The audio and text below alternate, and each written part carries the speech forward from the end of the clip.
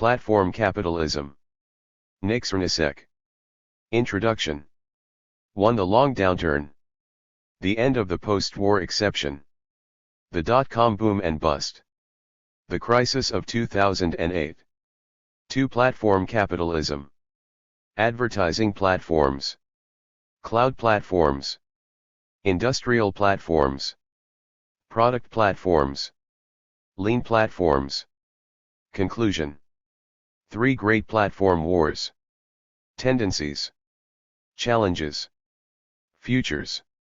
A number of people have helped to bring this book to fruition. Thanks to Laurent de Sutter for initiating the project and to the team at Polity for bringing it all together, George Auers, Neil Decourt, and Manuela Tecuzan. Alex Andrews was an immensely helpful technical advisor, and thanks to everyone else who read earlier drafts, Diane Bauer, Suhail Malik, Benedict Singleton, Keith Tilford, Alex Williams, and 2 anonymous reviewers. Last but not least, thanks to Helen Hester for supporting me and for always being my most intellectually challenging and insightful critic. Introduction. We are told today that we are living in an age of massive transformation. Terms like the sharing economy, the gig economy, and the fourth industrial revolution are tossed around, with enticing images of entrepreneurial spirit and flexibility bandied about. As workers, we are to be liberated from the constraints of a permanent career and given the opportunity to make our own way by selling whatever goods and services we might like to offer. As consumers, we are presented with a cornucopia of on-demand services and with the promise of a network of connected devices that cater to our every whim. This is a book on this contemporary moment and its avatars in emerging technologies, platforms, big data, additive manufacturing, advanced robotics, machine learning, and the Internet of Things. It is not the first book to look at these topics, but it takes a different approach from others. In the existing literature, one group of commentaries focuses on the politics of emerging technology, emphasizing privacy and state surveillance but leaving aside economic issues around ownership and profitability. Another group looks at how corporations are embodiments of particular ideas and values and criticizes them for not acting humanely, but, again, it neglects the economic context and the imperatives of a capitalist system. 1. Other scholars do examine these emerging economic trends but present them as sui generis phenomena, disconnected from their history. They never ask why we have this economy today, nor do they recognize how today's economy responds to yesterday's problems. Finally, a number of analyses report on how poor the smart economy is for workers and how digital labor represents a shift in the relationship between workers and capital, but they leave aside any analysis of broader economic trends and intercapitalist competition. 2. The present book aims to supplement these other perspectives by giving an economic history of capitalism and digital technology, while recognizing the diversity of economic forms and the competitive tensions inherent in the contemporary economy. The simple wager of the book is that we can learn a lot about major tech companies by taking them to be economic actors within a capitalist mode of production. This means abstracting from them as cultural actors defined by the values of the Californian ideology, or as political actors seeking to wield power. By contrast, these actors are compelled to seek out profits in order to fend off competition. This places strict limits on what constitutes possible and predictable expectations of what is likely to occur. Most notably, capitalism demands that firms constantly seek out new avenues for profit, new markets, new commodities, and new means of exploitation. For some, this focus on capital rather than labor may suggest a vulgar economism, but, in a world where the labor movement has been significantly weakened, giving capital a priority of agency seems only to reflect reality. Where, then, do we focus our attention if we wish to see the effects of digital technology on capitalism? We might turn to the technology sector. 3. But, strictly speaking, this sector remains a relatively small part of the economy. In the United States it currently contributes around 6.8% of the value added from private companies and employs about 2.5% of the labor force. 4. By comparison, manufacturing in the deindustrialist United States employs 4 times as many people. In the United Kingdom, manufacturing employs nearly 3 times as many people as the tech sector. 5 This is in part because tech companies are notoriously small. Google has around 60,000 direct employees, Facebook has 12,000, while WhatsApp had 55 employees when it was sold to Facebook for $19 billion and Instagram had 13 when it was purchased for $1 billion. By comparison, in 1962 the most significant companies employed far larger numbers of workers. AT&T had 564,000 employees, Exxon had 150,000 workers, and GM had 605,000 employees. 6 Thus, when we discuss the digital economy, we should bear in mind that it is something broader than just the tech sector defined according to standard classifications. As a preliminary definition, we can say that the digital economy refers to those businesses that increasingly rely upon information technology, data, and the internet for their business models. This is an area that cuts across traditional sectors, including manufacturing, services, transportation, mining, and telecommunications, and is in fact becoming essential to much of the economy today. Understood in this way, the digital economy is far more important than a simple sectoral analysis might suggest. In the first place, it appears to be the most dynamic sector of the contemporary economy, an area from which constant innovation is purportedly emerging and that seems to be guiding economic growth forward. The digital economy appears to be a leading light in an otherwise rather stagnant economic context. Secondly, digital technology is becoming systematically important, much in the same way as finance. As the digital economy is an increasingly pervasive infrastructure for the contemporary economy, its collapse would be economically devastating. Lastly, because of its dynamism, the digital economy is presented as an ideal that can legitimate contemporary capitalism more broadly. The digital economy is becoming a hegemonic model, cities are to become smart, businesses must be disruptive, workers are to become flexible, and governments must be lean and intelligent. In this environment, those who work hard can take advantage of the changes and win out. Or so we are told. The argument of this book is that, with a long decline in manufacturing profitability, capitalism has turned to data as one way to maintain economic growth and vitality in the face of a sluggish production sector. In the 21st century, on the basis of changes in digital technologies, data have become increasingly central to firms and their relations with workers, customers, and other capitalists. The platform has emerged as a new business model, capable of extracting and controlling immense amounts of data, and with this shift we have seen the rise of large monopolistic firms. Today the capitalism of the high and middle income economies is increasingly dominated by these firms, and the dynamics outlined in this book suggest that the trend is only going to continue. The aim here is to set these platforms in the context of a larger economic history, understand them as means to generate profit, and outline some of the tendencies they produce as a result. In part, this book is a synthesis of existing work. The discussion in Chapter 1 should be familiar to economic historians, as it outlines the various crises that have laid the groundwork for today's post-2008 economy. It attempts to historicize emerging technologies as an outcome of deeper capitalist tendencies, showing how they are implicated within a system of exploitation, exclusion, and competition. The material in Chapter 2 should be fairly well known to those who follow the business of technology. In many ways, the chapter is an attempt to give clarity to various ongoing discussions in that world, as it lays out a typology and genesis of platforms. By contrast, Chapter 3 hopefully offers something new to everyone.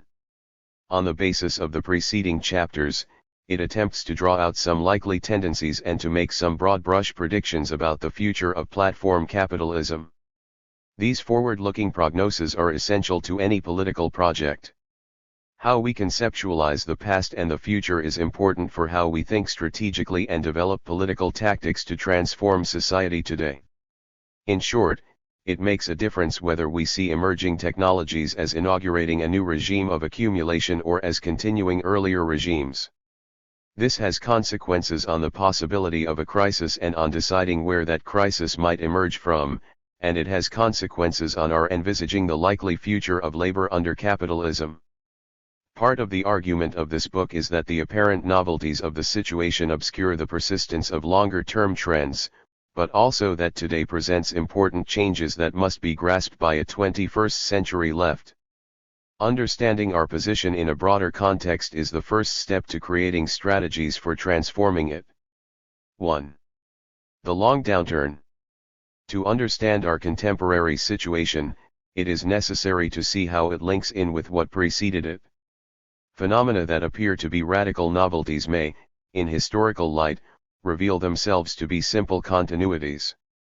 In this chapter I will argue that there are 3 moments in the relatively recent history of capitalism that are particularly relevant to the current conjuncture: the response to the 1970s downturn, the boom and bust of the 1990s, and the response to the 2008 crisis. Each of these moments has set the stage for the new digital economy and has determined the ways in which it has developed. All of this must first be set in the context of our broad economic system of capitalism and of the imperatives and constraints it imposes upon enterprises and workers. While capitalism is an incredibly flexible system, it also has certain invariant features, which function as broad parameters for any given historical period. If we are to understand the causes, dynamics, and consequences of today's situation, we must first understand how capitalism operates. Capitalism, uniquely among all modes of production to date, is immensely successful at raising productivity levels. 1. This is the key dynamic that expresses capitalist economy's unprecedented capacity to grow at a rapid pace and to raise living standards. What makes capitalism different?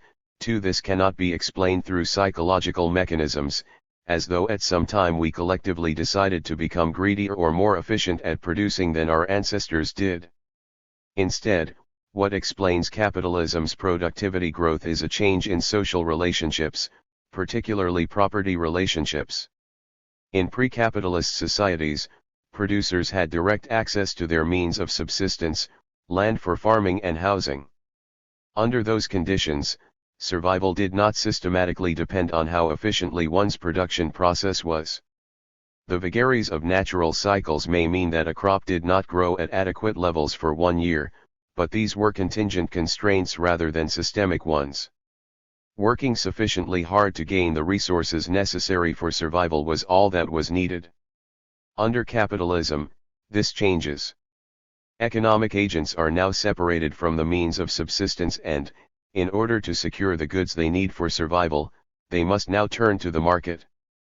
While markets had existed for thousands of years, under capitalism economic agents were uniquely faced with generalist market dependence. Production therefore became oriented towards the market. One had to sell goods in order to make the money needed for purchasing subsistence goods.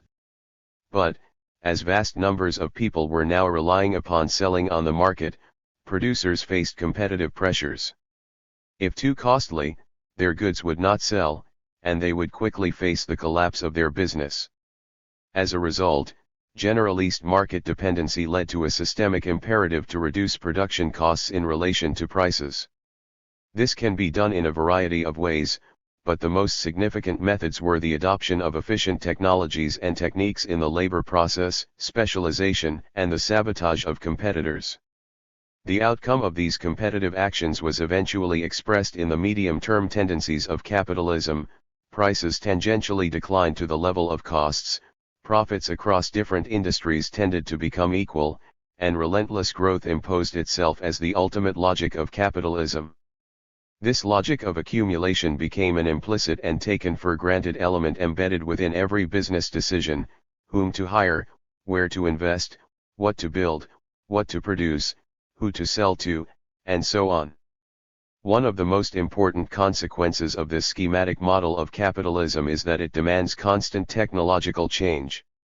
In the effort to cut costs, beat out competitors, control workers, reduce turnover time, and gain market share, capitalists are incentivized to continually transform the labor process. This was the source of capitalism's immense dynamism, as capitalists tend to increase labor productivity constantly and to outdo one another in generating profits efficiently. But technology is also central to capitalism for other reasons, which we will examine in more detail later on. It has often been used to deskill workers and undermine the power of skilled laborers, though there are counter tendencies towards reskilling as well. Point 3. These deskilling technologies enable cheaper and more pliable workers to come in and replace the skilled ones, as well as transferring the mental processes of work to management rather than leaving it in the hands of workers on the shop floor. Behind these technical changes, however, lies competition and struggle, both between classes, in their struggle to gain strength at one another's expense, and between capitalists, in their efforts to lower the costs of production below the social average. It is the latter dynamic, in particular, that will play a key role in the changes that lie at heart of this book. But before we can understand the digital economy, we must look back to an earlier period. The end of the post-war exception. It is increasingly obvious to many that we live in a time still coming to terms with the breakdown of the post-war settlement.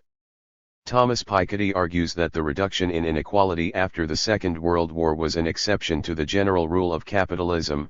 Robert Gordon sees high productivity growth in the middle of the 20th century as an exception to the historical norm, and numerous thinkers on the left have long argued that the post-war period was an unsustainably good period for capitalism. Point 4. That exceptional moment, broadly defined at the international level by embedded liberalism, at the national level by social democratic consensus, and at the economic level by Fordism, has been falling apart since the 1970s.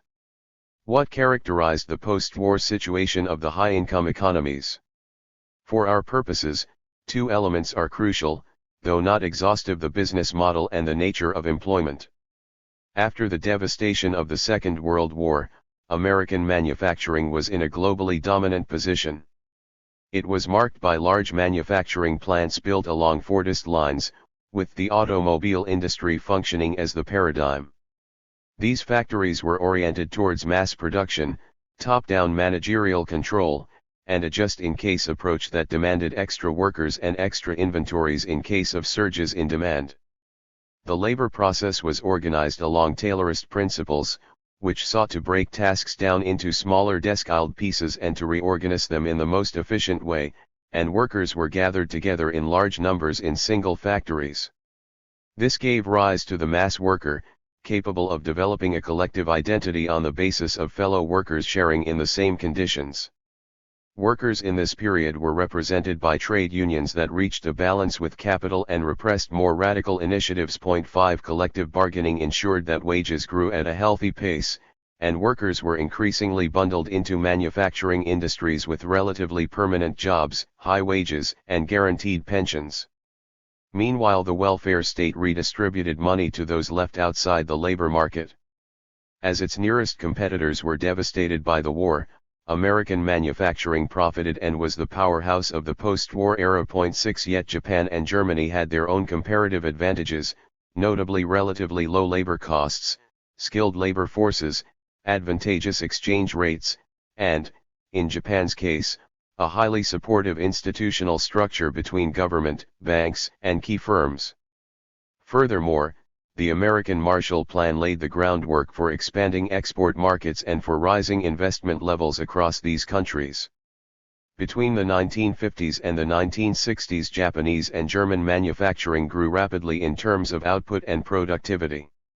Most importantly, as the world market developed and global demand grew, Japanese and German firms began to cut into the share of American firms. Suddenly there were multiple major manufacturers that produced for the world market. The consequence was that global manufacturing reached a point of overcapacity and overproduction that put downward pressure on the prices of manufactured goods. By the mid-1960s, American manufacturing was being undercut in terms of prices by its Japanese and German competitors, which led to a crisis of profitability for domestic firms. The high, fixed costs of the United States were simply no longer able to beat the prices of its competitors. Through a series of exchange rate adaptations, this crisis of profitability was eventually transmitted to Japan and Germany, and the global crisis of the 1970s was underway. In the face of declining profitability, manufacturers made efforts to revive their businesses. In the first place, firms turned to their successful competitors and began to model themselves after them. The American Fordist model was to be replaced by the Japanese Toyotist Model. 7 In terms of the labor process, production was to be streamlined. A sort of hyper-Taylorism aimed to break the process down into its smallest components and to ensure that as few impediments and downtime entered into the sequence. The entire process was reorganized to be as lean as possible. Companies were increasingly told by shareholders and management consultants to cut back to their core competencies, any excess workers being laid off and inventories kept to a minimum. This was mandated and enabled by the rise of increasingly sophisticated supply chain software, as manufacturers would demand and expect supplies to arrive as needed. And there was a move away from the mass production of homogeneous goods and towards increasingly customized goods that responded to consumer demand. Yet these efforts met with counter-attempts by Japanese and German competitors to increase their own profitability, along with the introduction of new competitors, Korea, Taiwan, Singapore, and eventually China. The result was continued international competition, overcapacity, and downward pressures on prices. The second major attempt to revive profitability was through an attack on the power of labor. Unions across the Western world faced an all-out assault and were eventually broken. Trade unions faced new legal hurdles, the deregulation of various industries, and a subsequent decline in membership. Businesses took advantage of this to reduce wages and increasingly to outsource jobs. Early outsourcing involved jobs with goods that could be shipped, e.g. small consumer goods, while non-tradable services, e.g. administration, and non-tradable goods, e.g. houses, remained. Yet in the 1990s information and communications technologies enabled a number of those services to be offshored, and the relevant distinction came to be the one between services that required face-to-face encounters, e.g. haircuts, care work, and impersonal services that did not, e.g. data entry, customer service, radiologists, etc. 8. The former were contracted out domestically where possible, while the latter were under increasing pressure from global labor markets. Hospitality provides one illuminating example of this general trend. The percentage of franchised hotels in the United States raised from a marginal figure in the 1960s to over 76% by 2006. Alongside this, there was a move towards contracting all other work associated with hospitality, cleaning, management, maintenance, and janitorial services. 9. The drivers behind this shift were to reduce benefits and liability costs, in an effort to maintain profitability levels. These changes inaugurated the secular trends we have seen since, with employment being increasingly flexible, low-wage, and subject to pressures from management. The dot-com boom and bust. The 1970s therefore set the stage for the lengthy slump in manufacturing profitability that has since been the baseline of advanced economies. A period of healthy manufacturing growth in the United States began when the dollar was devalued in the Plaza Accord, 1985, but manufacturing slumped again when the yen and the mark were devalued over fears of Japanese collapse. 10 And, while economic growth recovered from its 1970s lows, nevertheless the G7 countries have all seen both economic and productivity growth trend downwards. 11 The one notable exception was the dot-com boom in the 1990s and its associated frenzy of interest in the possibilities of the Internet. In fact, the 1990s boom is redolent of much of today's fascination with the sharing economy, the Internet of Things, and other tech-enabled businesses. It will remain to the next chapter to show us whether the fate of these recent developments will follow the same downward path as well. For our present purposes, the most significant aspects of the 1990s boom and bust are the installation of an infrastructural basis for the digital economy and the turn to an ultra-accommodative monetary policy in response to economic problems. The boom in the 1990s amounted effectively to the fateful commercialization of what had been, until that point, a largely non-commercial Internet. It was an era driven by financial speculation, which was in turn fostered by large amounts of venture capital, VC, and expressed in high levels of stock valuation. As U.S. manufacturing began to stall after the reversal of the Plaza Accord, the telecommunications sector became the favored outlet of financial capital in the late 1990s. It was a vast new sector, and the imperative for profit latched onto the possibilities afforded by getting people and businesses online. When this sector was at its height, nearly 1% of U.S. gross domestic product, GDP, consisted of VC invested in tech companies, and the average size of VC deals quadrupled between 1996 and 2000.12. All told, more than 50,000 companies were formed to commercialize the Internet and more than $256 billion was provided to them. 13 Investors chased hopes for future profitability and companies adopted a growth before profits model. While many of these businesses lacked a revenue source and, even more, lacked any profits, the hope was that through rapid growth they would be able to grab market share and eventually dominate what was assumed to be a major new industry. In what would come to characterize the Internet-based sector to this day, it appeared a requirement that companies aim for monopolistic dominance. In the cutthroat early stages, investors enthusiastically joined, in hopes of picking the eventual winner. Many companies did not have to rely on VC either, as the equity market swooned over tech stocks. Initially driven by declining borrowing costs and rising corporate profits. 14 The stock market boom came unmoored from the real economy when it latched onto the new economy promised by Internet-based companies. During its peak period between 1997 and 2000, technology stocks rose 300% and took on a market capitalization of $5 trillion. 15 This excitement about the new industry translated into a massive injection of capital into the fixed assets of the Internet. While investment in computers and information technology had been going on for decades, the level of investment in the period between 1995 and 2000 remains unprecedented to this day. In 1980, the level of annual investment in computers and peripheral equipment was $50.1 billion. By 1990 it had reached $154.6 billion, and at the height of the bubble, in 2000, it reached an unsurpassed peak of $412.80 billion. 16 This was a global shift as well. In the low-income economies, telecommunications was the largest sector for foreign direct investment in the 1990s, with over $331 billion invested in it. 17 Companies began spending extraordinary amounts to modernize their computing infrastructure and, in conjunction with a series of regulatory changes introduced by the U.S. government. 18 This laid the basis for the mainstreaming of the Internet in the early years of the new millennium.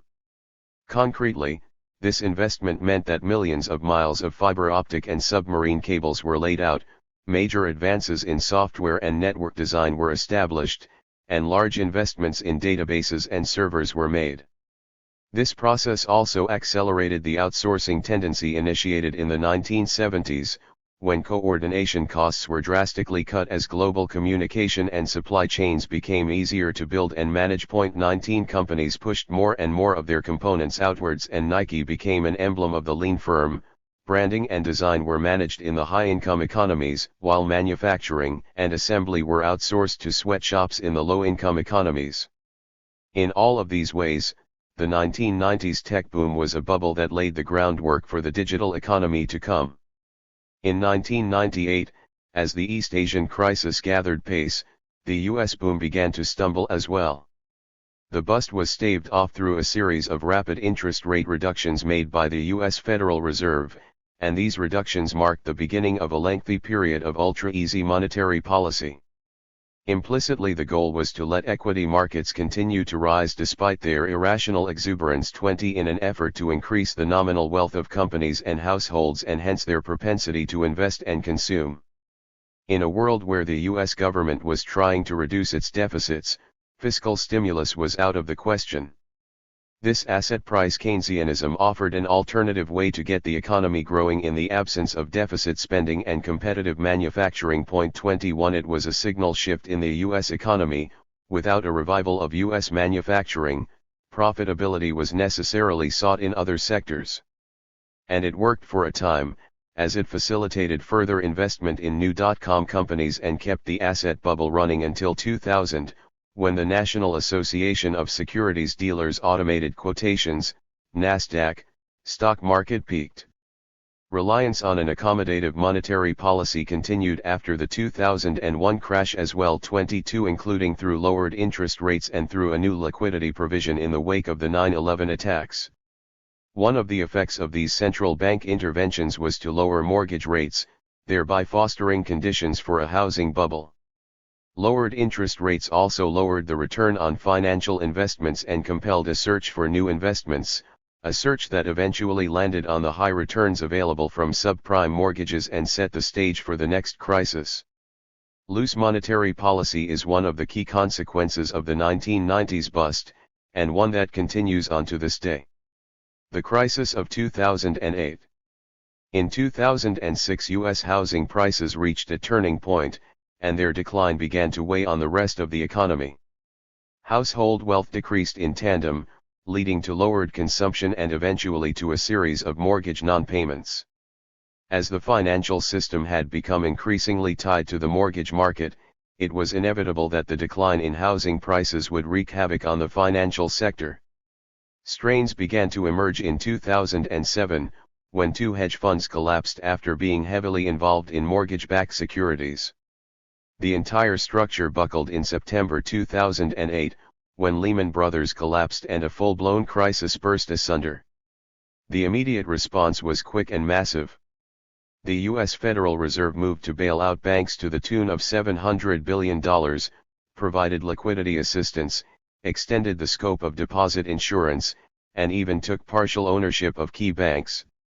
Through massive bailouts, support for faltering companies, emergency tax cuts, and a series of automatic stabilizers, governments undertook the burden of increasing their deficits in order to ward off the worst of the crisis. As a result, the high levels of private debt before the crisis were transformed into high levels of public debt after the crisis. Simultaneously, central banks stepped in to try and prevent a breakdown of the global financial order. The United States initiated a number of liquidity actions designed to make sure that the pipelines of credit kept running. Emergency lending was made to banks, and currency swap agreements were drawn up with 14 different countries in order to ensure that they had access to the dollars they needed. The most important action, however, was that key interest rates across the world dropped precipitously. The U.S. federal funds target rate went from 5.25% in August 2007 to a 0.25% target by December 2008. Likewise, the Bank of England dropped its primary interest rate from 5.0% in October 2008 to 0.5% by March 2009. October 2008 saw the crisis intensify, which led to an internationally coordinated interest rate cut by 6 major central banks. By 2016, monetary policy makers had dropped interest rates 637 times. 23 This has continued through the post-crisis period and has established a low interest rate environment for the global economy, a key enabling condition for parts of today's digital economy to arise. But, when the immediate threat of collapse was gone, governments were suddenly left with a massive bill. After decades of increasing government deficits, the 2008 crisis pushed a number of governments into a seemingly more precarious position. The United States saw its deficit rise from $160 million to $1,412 million over 2007 to 9. In part from fears of the effects of high government debt, in part as a means to build up the fiscal resources for any future crisis, and in part as a class project intended to continue the privatization and reduction of the state, austerity became the watchword in advanced capitalist nations. Governments were to eliminate their deficits and reduce their debts. While other countries have faced deeper cuts to government spending, the United States has not escaped the dominance of austerity ideology. At the end of 2012, a series of tax raises and spending cuts were brought in, while at the same time tax cuts that had been implemented in response to the crisis were allowed to expire. Since 2011, the deficit has been reduced every year. Perhaps the biggest influence of austerity ideas on America, however, was the political impossibility of getting any major new fiscal stimulus. The United States has a significantly decaying infrastructure, but even here the argument for government spending falls on deaf ears. This has reached its peak in the political posturing that occurs increasingly frequently over the U.S. debt ceiling. This congressionally approved ceiling sets a limit on how much debt the U.S. Treasury can issue and has become a major point of contention between those who think that the U.S. debt is too high and those who think that spending is necessary. Since fiscal stimulus is politically unpalatable, governments have been left with only one mechanism for reviving their sluggish economies: monetary policy. The result has been a series of extraordinary and unprecedented central bank interventions. We have already noted a continuation of low interest rate policies. But, stuck at the zero lower bound, policymakers have been forced to turn toward more unconventional monetary instruments. Point 24. The most important of these has been quantitative easing, the creation of money by the central bank, which then uses that money to purchase various assets, e.g. government bonds, corporate bonds, mortgages, from the banks. The United States led the way in using quantitative easing in November 2008, while the United Kingdom followed suit in March 2009. The European Central Bank, ECB, due to its unique situation as a central bank of numerous countries, was slower to act, although it eventually began purchasing government bonds in January 2015. By the beginning of 2016, central banks across the world had purchased more than $12.3 trillion worth of assets. Point 25. The primary argument for using quantitative easing is that it should lower the yields of other assets. If traditional monetary policy operates primarily by altering the short-term interest rate, quantitative easing seeks to affect the interest rates of longer-term and alternative assets. The key idea here is a portfolio balance channel. Given that assets are not perfect substitutes for one another, they have different values, different risks, different returns. Taking away or restricting supply of one asset should have an effect on demand for other assets. In particular, reducing the supply of government bonds should increase the demand for other financial assets. It should both lower the yield of bonds, e.g. corporate debt, thereby easing credit, and raise the asset prices of stocks, e.g. corporate equities, and subsequently create a wealth effect to spur spending. While the evidence is still preliminary, it does seem that quantitative easing has had an effect in this way. Corporate yields have declined and stock markets have surged upwards. Point 26. It may have had an effect on the non-financial sectors of the economy as well, by making much of the economic recovery dependent on $4.7 trillion of new corporate debt since 2007. 27. Most important for our purpose is the fact that the generally low interest rate environment built by central banks has reduced the rate of return on a wide range of financial assets. The result is that investors seeking higher yields have had to turn to increasingly risky assets, by investing in unprofitable and unproven tech companies, for instance. In addition to a loose monetary policy, there has been a significant growth in corporate cash hoarding and tax havens in recent years. In the United States, as of January 2016, $1.9 trillion is being held by companies in cash and cash-like investments, that is, in low-interest, liquid securities. 28. This is part of a long-term and global trend towards higher levels of corporate savings.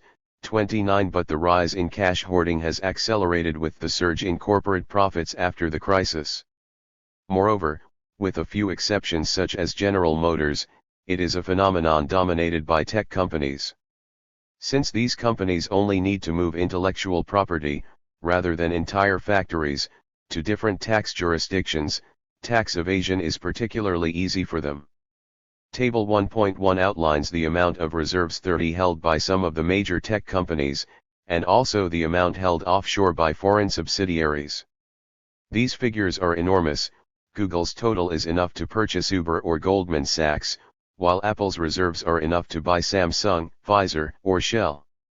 To properly understand these figures, however, some caveats are in order.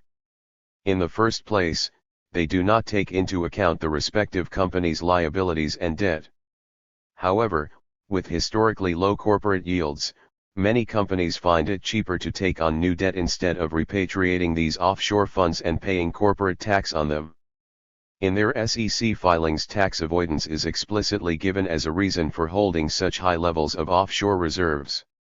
The use of corporate debt by these companies therefore needs to be set in the context of a tax avoidance strategy. This is also part of a broader trend towards the growing use of tax havens.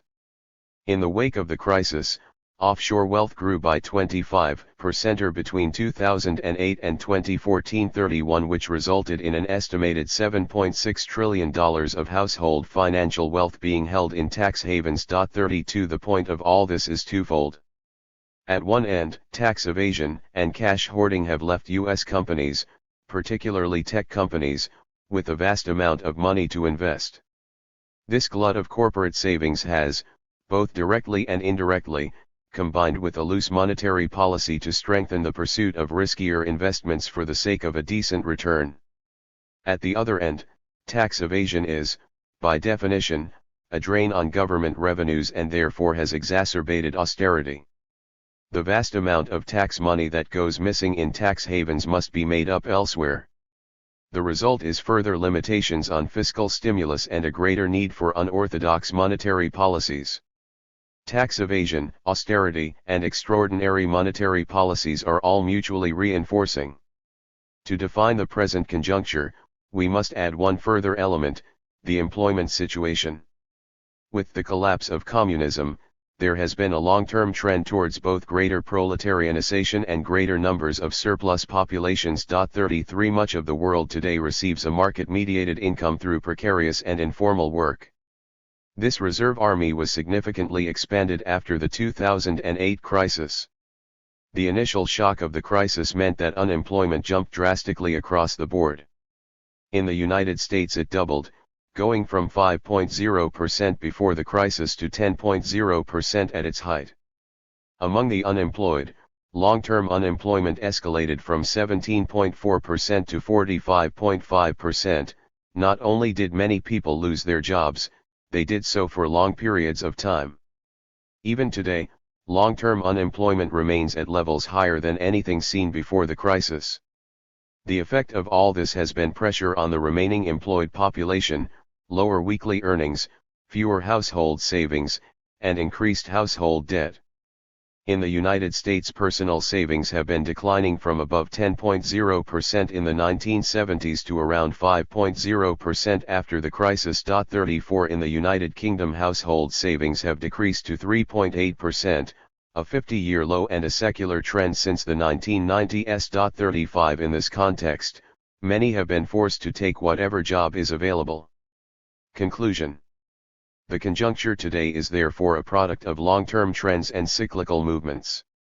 We continue to live in a capitalist society where competition and profit-seeking provide the general parameters of our world. But the 1970s created a major shift within these general conditions, away from secure employment and unwieldy industrial behemoths and towards flexible labor and lean business models. During the 1990s, a technological revolution was laid out when finance drove a bubble in the new internet industry that led to massive investment in the built environment. This phenomenon also heralded a turn towards a new model of growth. America was definitively giving up on its manufacturing base and turning towards asset price Keynesianism as the best viable option. This new model of growth led to the housing bubble of the early 21st century and has driven the response to the 2008 crisis. Plagued by global concerns over public debt, governments have turned to monetary policy in order to ease economic conditions. This, combined with increases in corporate savings and with the expansion of tax havens, has let loose a vast glut of cash, which has been seeking out decent rates of investment in a low-interest rate world. Finally, workers have suffered immensely in the wake of the crisis and have been highly vulnerable to exploitative working conditions as a result of their need to earn an income. All this sets the scene for today's economy. 2. Platform capitalism. Capitalism, when a crisis hits, tends to be restructured. New technologies, new organizational forms, new modes of exploitation, new types of jobs, and new markets all emerge to create a new way of accumulating capital.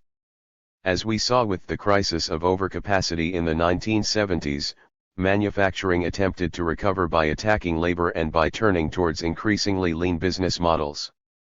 In the wake of the 1990s bust, internet-based companies shifted to business models that monetized the free resources available to them. While the dot-com bust placed a pall over investor enthusiasm for internet-based firms, the subsequent decade saw technology firms significantly progressing in terms of the amount of power and capital at their disposal. Since the 2008 crisis, has there been a similar shift? The dominant narrative in the advanced capitalist countries has been one of change. In particular, there has been a renewed focus on the rise of technology, automation, the sharing economy, endless stories about the Uber for X, and, since around 2010, proclamations about the Internet of Things. These changes have received labels such as paradigm shift from McKinsey I and Fourth Industrial Revolution from the executive chairman of the World Economic Forum and, in more ridiculous formulations, have been compared in importance to the Renaissance and the Enlightenment. Point 2 We have witnessed a massive proliferation of new terms, the gig economy, the sharing economy, the on-demand economy, the next industrial revolution, the surveillance economy, the app economy, the attention economy, and so on. The task of this chapter is to examine these changes. Numerous theorists have argued that these changes mean we live in a cognitive, or informational, or immaterial, or knowledge economy. But what does this mean? Here we can find a number of interconnected but distinct claims. In Italian autonomism, this would be a claim about the general intellect, where collective cooperation and knowledge become a source of value. Point 3 Such an argument also entails that the labor process is increasingly immaterial, oriented towards the use and manipulation of symbols and affects. Likewise, the traditional industrial working class is increasingly replaced by knowledge workers or the cognitariat. Simultaneously, the generalist deindustrialization of the high-income economies means that the product of work becomes immaterial, cultural content, knowledge, effects, and services. This includes media content like YouTube and blogs, as well as broader contributions in the form of creating websites, participating in online forums, and producing software. Point 4 A related claim is that material commodities contain an increasing amount of knowledge, which is embodied in them. The production process of even the most basic agricultural commodities, for instance, is reliant upon a vast array of scientific and technical knowledges.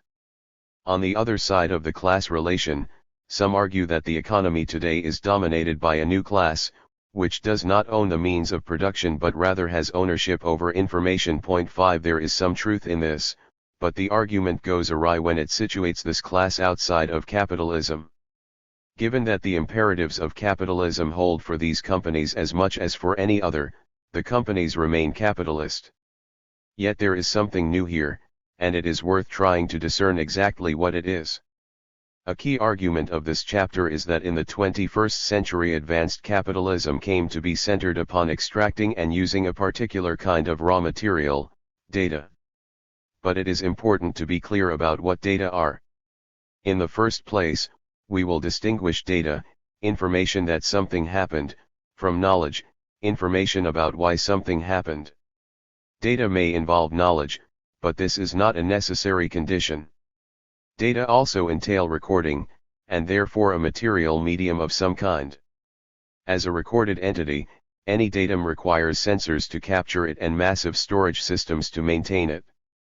Data are not immaterial, as any glance at the energy consumption of data centers will quickly prove, and the Internet as a whole is responsible for about 9.2% of the world's electricity consumption.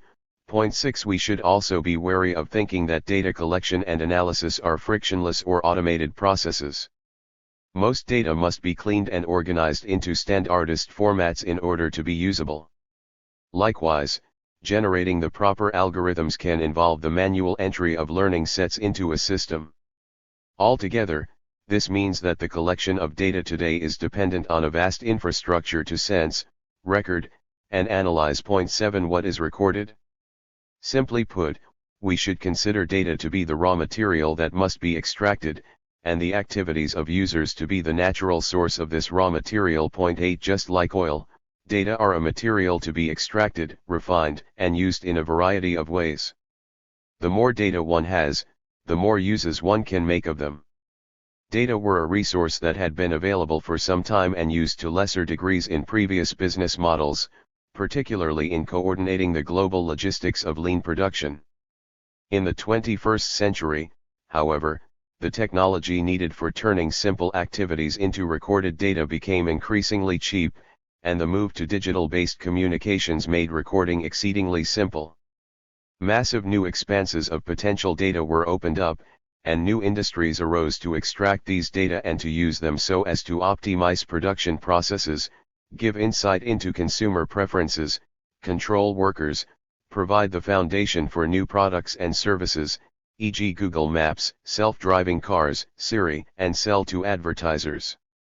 All of this had historical precedents in earlier periods of capitalism, but what was novel with the shift in technology was the sheer amount of data that could now be used. From representing a peripheral aspect of businesses, data increasingly became a central resource.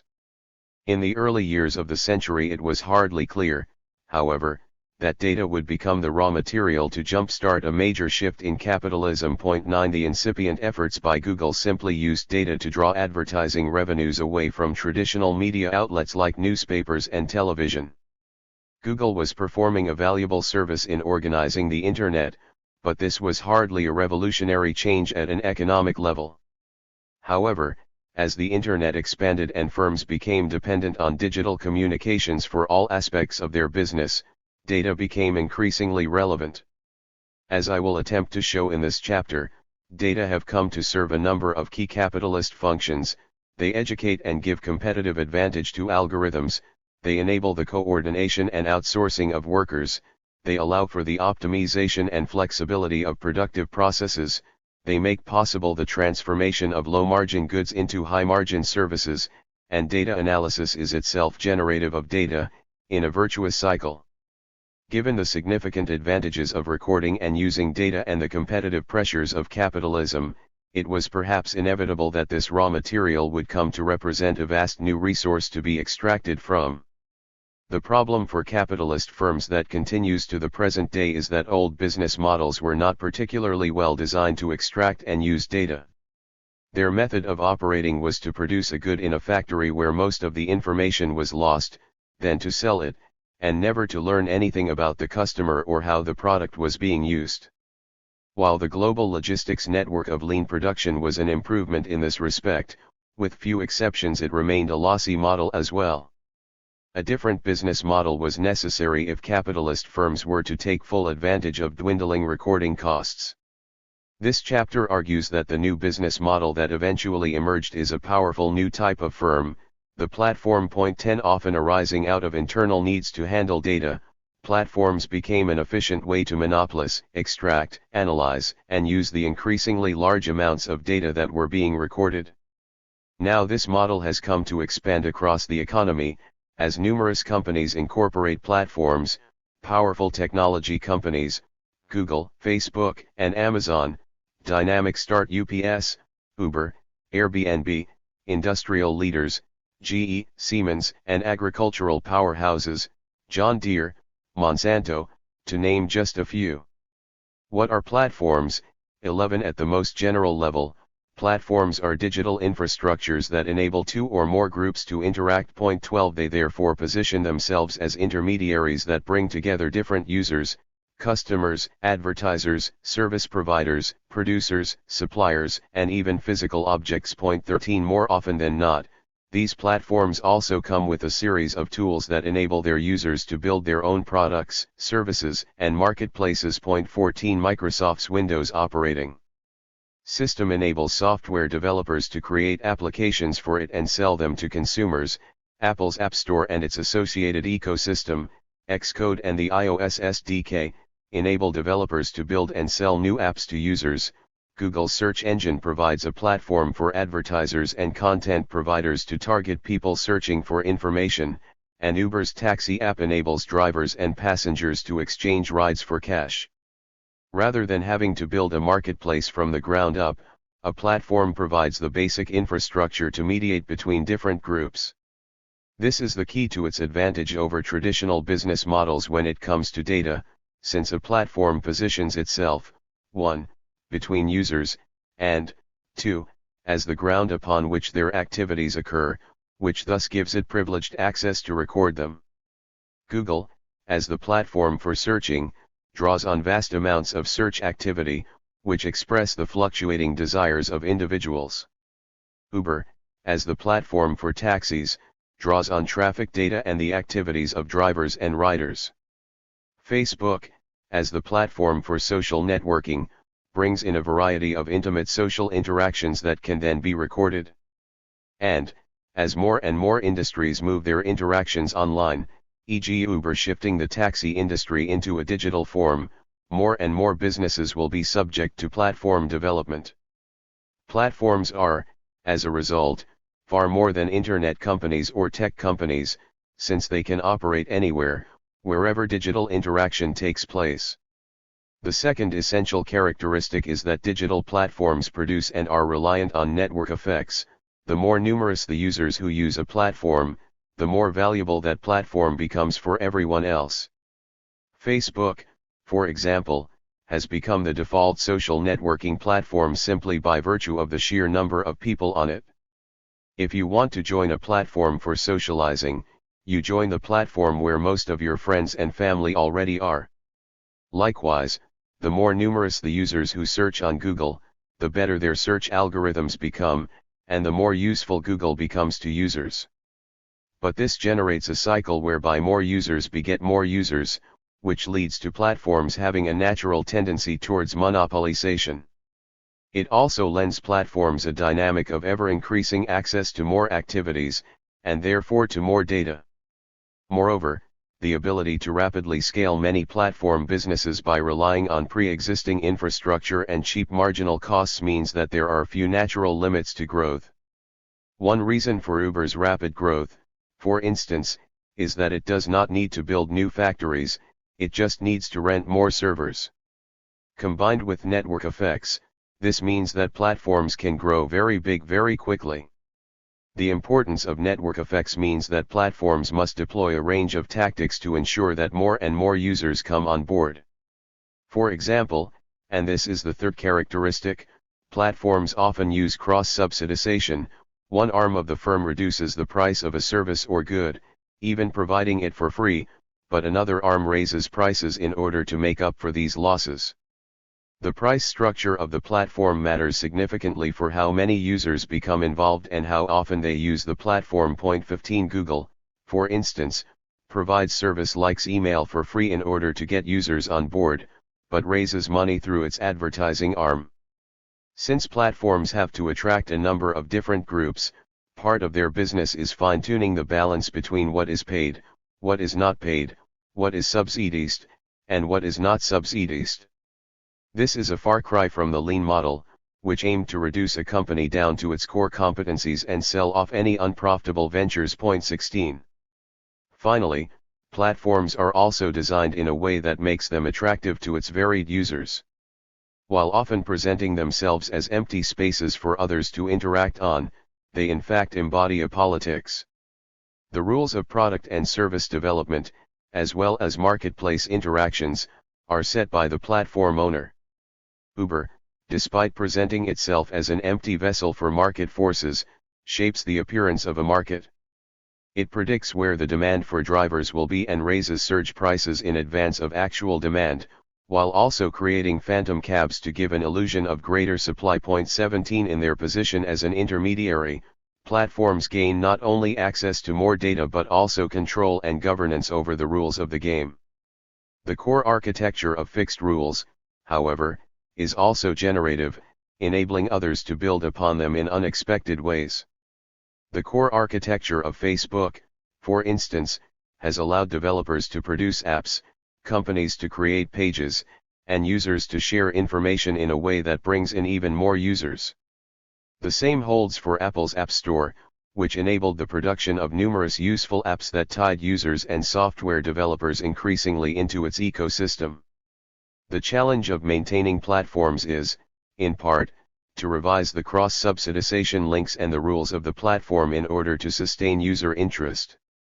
While network effects strongly support existing platform leaders, these positions are not unassailable. Platforms, in sum, are a new type of firm. They are characterized by providing the infrastructure to intermediate between different user groups, by displaying monopoly tendencies driven by network effects, by employing cross-subsidization to draw in different user groups, and by having a designed core architecture that governs the interaction possibilities. Platform ownership, in turn, is essentially ownership of software, the 2 billion lines of code for Google, or the 20 million lines of code for Facebook, 18 and hardware, servers, data centers, smartphones, etc., built upon open source material, e.g. Hadoop's data management system is used by Facebook. Point 19. All these characteristics make platforms key business models for extracting and controlling data. By providing a digital space for others to interact in, platforms position themselves so as to extract data from natural processes, weather conditions, crop cycles, etc., from production processes, assembly lines, continuous flow manufacturing, etc., and from other businesses and users, web tracking, usage data, etc. They are an extractive apparatus for data. The remainder of this chapter will give an overview of the emerging platform landscape by way of presenting 5 different types of platforms. In each of these areas, the important element is that the capitalist class owns the platform, not necessarily that it produces a physical product. The first type is that of advertising platforms, e.g. Google, Facebook, which extract information on users, undertake a labor of analysis, and then use the products of that process to sell ad space. The second type is that of cloud platforms, e.g. AWS, Salesforce, which own the hardware and software of digital-dependent businesses and are renting them out as needed. The third type is that of industrial platforms, e.g. GE, Siemens, which build the hardware and software necessary to transform traditional manufacturing into internet-connected processes that lower the costs of production and transform goods into services. The fourth type is that of product platforms, e.g. Rolls-Royce, Spotify, which generate revenue by using other platforms to transform a traditional good into a service and by collecting rent or subscription fees on them.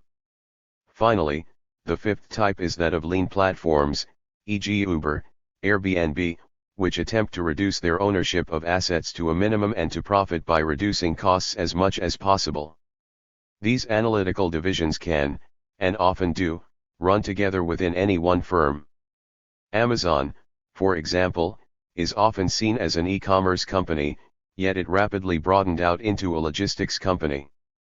Today it is spreading into the on-demand market with a home services program in partnership with TaskRabbit, while the infamous Mechanical Turk, AMT, was in many ways a pioneer for the gig economy and, perhaps most importantly, is developing Amazon Web Services as a cloud-based service.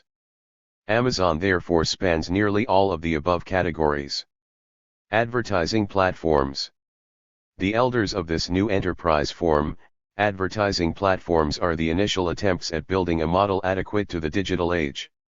As we will see, they have directly and indirectly fostered the emergence of the most recent technological trends, from the sharing economy to the industrial internet.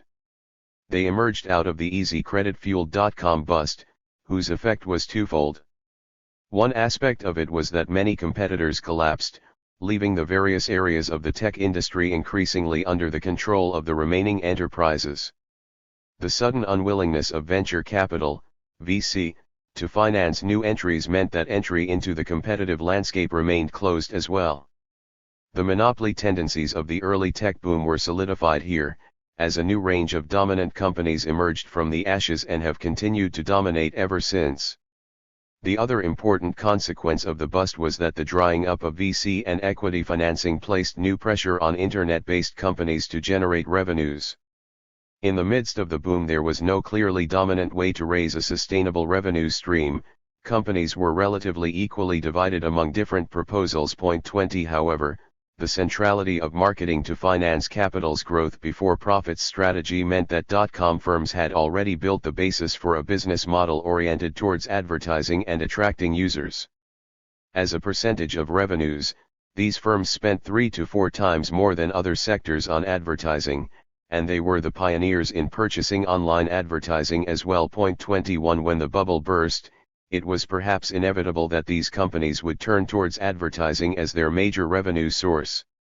In this endeavor, Google and Facebook have come to represent the leading edges of this process. Created in 1997, Google was an early recipient of venture funding in 1998 and received a major $25 million funding round in 1999. At this point, Google had been collecting user data from searches and using these data to improve searches. 22 This was an example of the classic use of data within capitalism. It was meant to improve one's services for customers and users. But there was no value left over from which Google could generate revenue. In the wake of the dot-com bust, Google increasingly needed a way to generate revenues, yet a fee-based service risked alienating the users who were the basis of its success. Eventually it began to use the search data, along with cookies and other bits of information, to sell targeted ad space to advertisers through an increasingly automated auction system. 23 When the National Association of Securities Dealers Automated Quotations, NASDAQ, market peaked in March 2000, Google unveiled AdWords in October 2000 and began its transformation into a revenue-generating company. The extracted data moved from being a way to improve services to becoming a way to collect advertising revenues.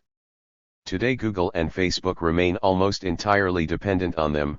In the first quarter of 2016, 89.0% of Google's and 96.6% of Facebook's revenues came from advertisers. This was part and parcel of the broader shift, in the early years of the new millennium, to Web 2.0, which was premised more on user-generated content than on digital storefronts and on multimedia interfaces rather than on static text. In the press, this shift came packaged with the rhetoric of democratizing communication in which anyone would be able to create and share content online. No longer would newspapers and other mass media outlets have a monopoly over what was voiced in society. For critical theorists of the web, this rhetoric obscured a shift to business models premised upon the exploitation of free labor. 24 From this perspective, the story of how Google and Facebook generate profit has been a simple one. Users are unwaged laborers who produce goods, data and content, that are then taken and sold by the companies to advertisers and other interested parties. There are a number of problems with this account, however. A first issue with the free labor argument is that it often slides into grand metaphysical claims. All social interaction becomes free labor for capitalism, and we begin to worry that there is no outside to capitalism. Work becomes inseparable from non-work and precise categories become blunt banalities.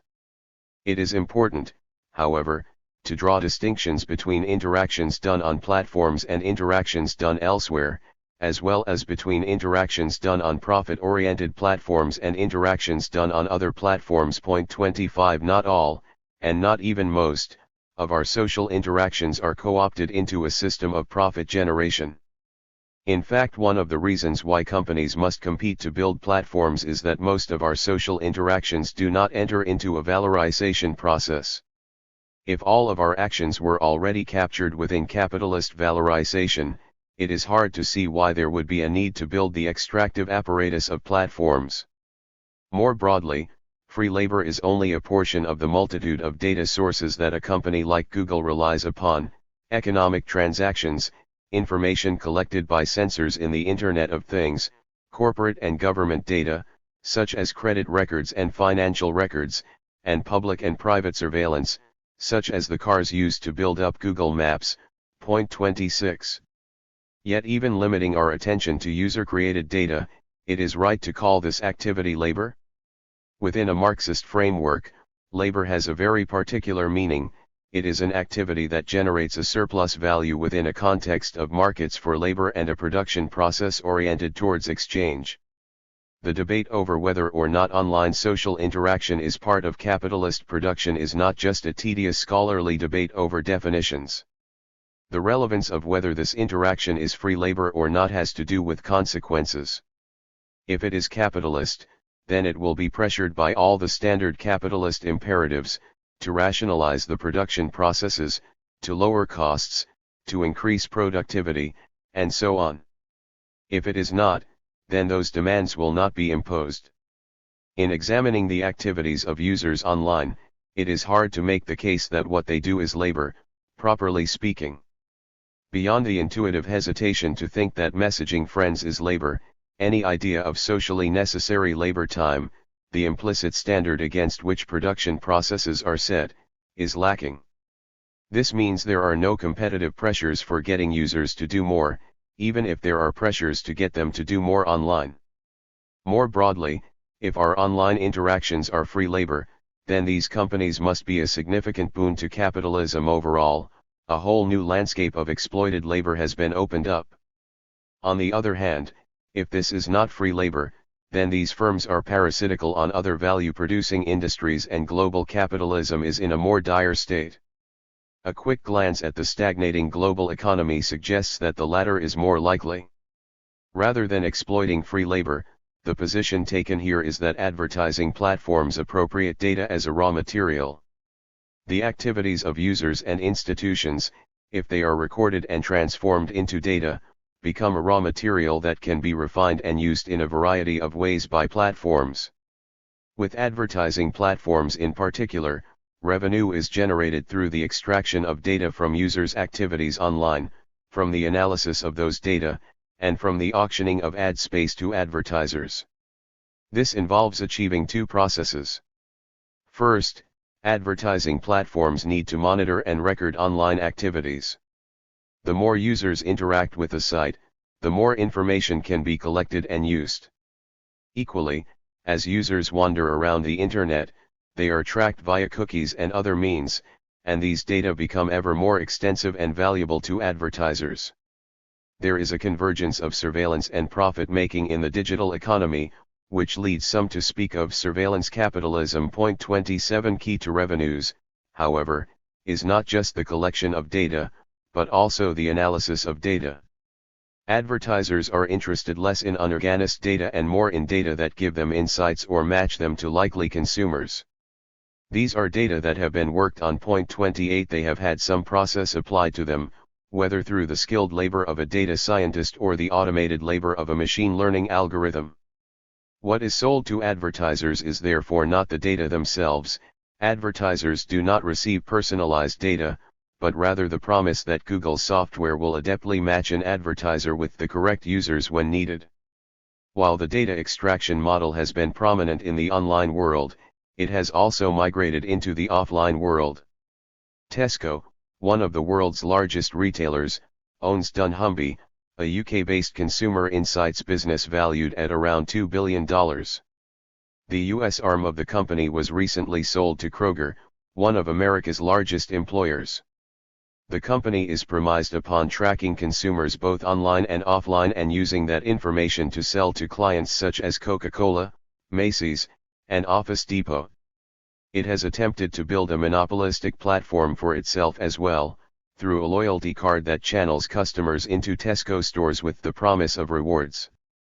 Simultaneously, more and more diverse information about customers is being tracked, to the point where the company is even suggesting using wearables as a source of customer health data. Point 29 Non-tech firms are also developing user databases and using data to adapt to customer trends and effectively market goods to consumers. Data extraction is becoming a key method of building a monopolistic platform and of siphoning off revenue from advertisers. These advertising platforms are currently the most successful of the new platform businesses, with high revenues, significant profits, and a vigorous dynamism. But what have they been doing with their revenues? Investment levels remain low in the United States, United Kingdom, and Germany, so there has been little growth in fixed capital. Instead, these companies have tended to do three things with their cash. One was to save it, and high levels of corporate cash have been an odd phenomenon of the post-2008 era. As we saw in Chapter 1, tech companies have taken up a disproportionately large amount of this cash glut. The leaders of tax evasion have also been tech companies: Google, Apple, Facebook, Amazon, and Uber. The second use of this cash was in high levels of mergers and acquisitions, a process that centralizes existing capacity rather than building new capacity. Among the big tech companies, Google has made the most acquisitions over the past 5 years. On average, it purchases a new company every week, 30, while Facebook has some of the biggest acquisitions, e.g. it bought WhatsApp for $22 billion. 31 Google's creation of the Alphabet holding company in 2015 is part and parcel of this process. This was an effort designed to enable Google to purchase firms in other industries while giving them a clear delineation from its core business. Thirdly, these companies have funneled their money into Techstart UPS, many of the advertising platforms being large investors in this area. As we will see, they have set the conditions for the latest tech boom. Most importantly, however, they have provided a business model, the platform, that is now being replicated across a variety of industries. Cloud platforms. If advertising platforms like Google and Facebook laid the groundwork for extracting and using massive amounts of data, then the emerging cloud platforms are the step that has consolidated the platform as a unique and powerful business model. The story of corporate cloud rental begins with e-commerce in the 1990s. During the late 1990s, e-commerce companies thought they could outsource the material aspects of exchange to others.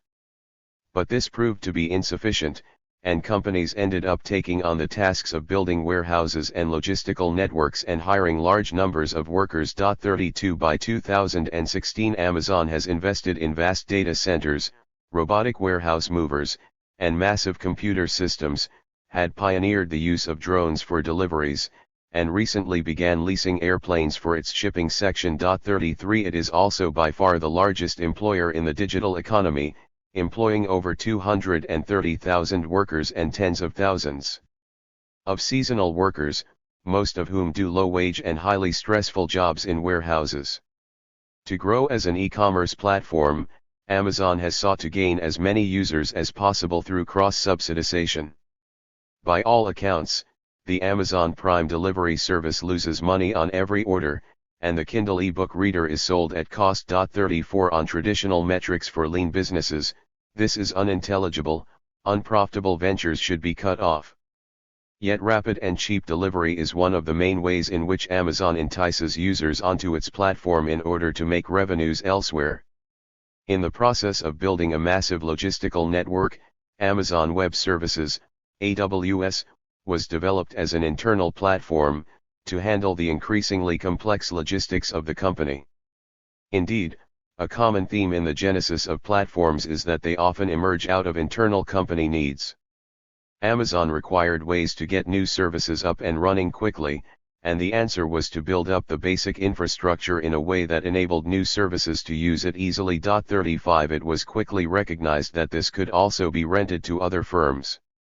In effect, AWS rents out cloud computing services, which include on-demand services for servers, storage and computing power, software development tools and operating systems, and ready-made applications. 36 The utility of this practice for other businesses is that they do not need to spend the time and money to build up their own hardware system, their own software development kit, or their own applications.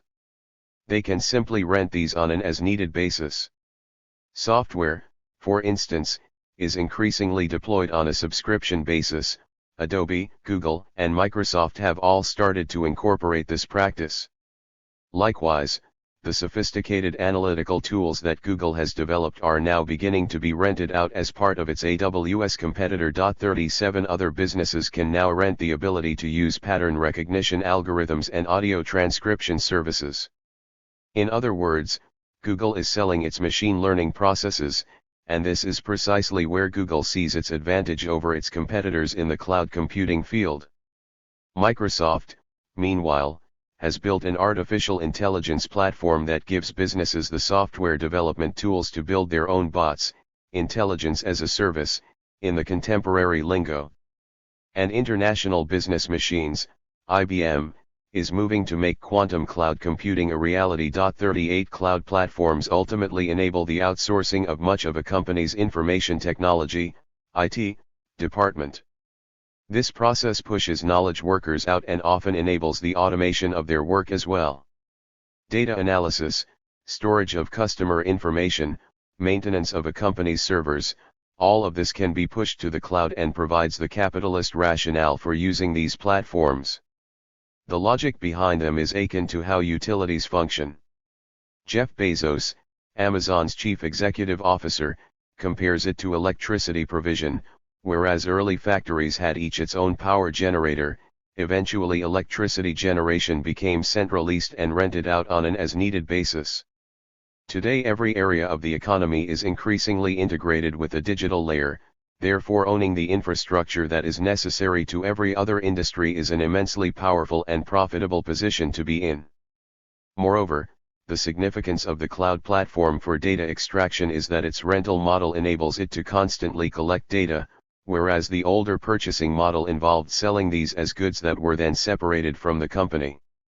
By moving businesses' activities onto cloud platforms, companies like Amazon gain direct access to whole new data sets, even if some remain occluded to the platform.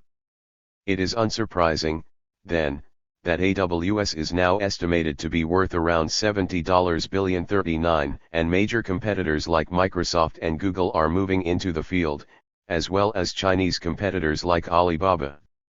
AWS is now the most rapidly growing part of Amazon, and also the most profitable, with about 30% margins and nearly $8 billion in revenue in 2015. In the first quarter of 2016, AWS generated more profit for Amazon than its core retail service. 40 If Google and Facebook built the first data extraction platforms, Amazon built the first major cloud platform in order to rent out an increasingly basic means of production for contemporary businesses. Rather than relying on advertisers buying data, these cloud platforms are building up the basic infrastructure of the digital economy in a way that can be rented out profitably to others, while they collect data for their own uses. Industrial platforms. As data collection, storage, and analysis have become increasingly cheaper, more and more companies have attempted to bring platforms into the field of traditional manufacturing. The most significant of these attempts goes under the rubric of the Industrial Internet of Things, or simply the Industrial Internet. At the most basic level, the Industrial Internet involves the embedding of sensors and computer chips into the production process and of trackers, e.g. RFID, into the logistics process, all linked together through connections over the Internet. In Germany, this process is being heralded as Industry 4.0. The idea is that each component in the production process becomes able to communicate with assembly machines and other components, without the guidance of workers or managers. Data about the position and state of these components are constantly shared with other elements in the production process. In this vision, material goods become inseparable from their informational representations.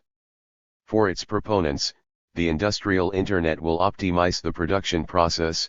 They argue that it is capable of reducing labor costs by 25% or of reducing energy costs by 20%, e.g. data centers would distribute energy where it is needed and when, of reducing maintenance costs by 40% or by issuing warnings of wear and tear, of reducing downtime by scheduling it for appropriate times, and of reducing errors and increasing quality. 41 The Industrial Internet promises, in effect, to make the production process more efficient, primarily by doing what competitive manufacturing has been doing for some time now, reducing costs and downtime. But it also aims to link the production process more closely to the realization process. Rather than relying on focus groups or surveys, manufacturers are hoping to develop new products and design new features on the basis of usage data drawn from existing products, even by using online methodologies like A/B testing to do so. 42 The Industrial Internet also enables mass customization. In one test factory from BASF-SE, the largest chemicals producer in the world, the assembly line is capable of individually customizing every unit that comes down the line. Individual soap bottles can have different fragrances, colors, labels, and soaps, all being automatically produced once a customer places an order. 43 Product life cycles can be significantly reduced as a result.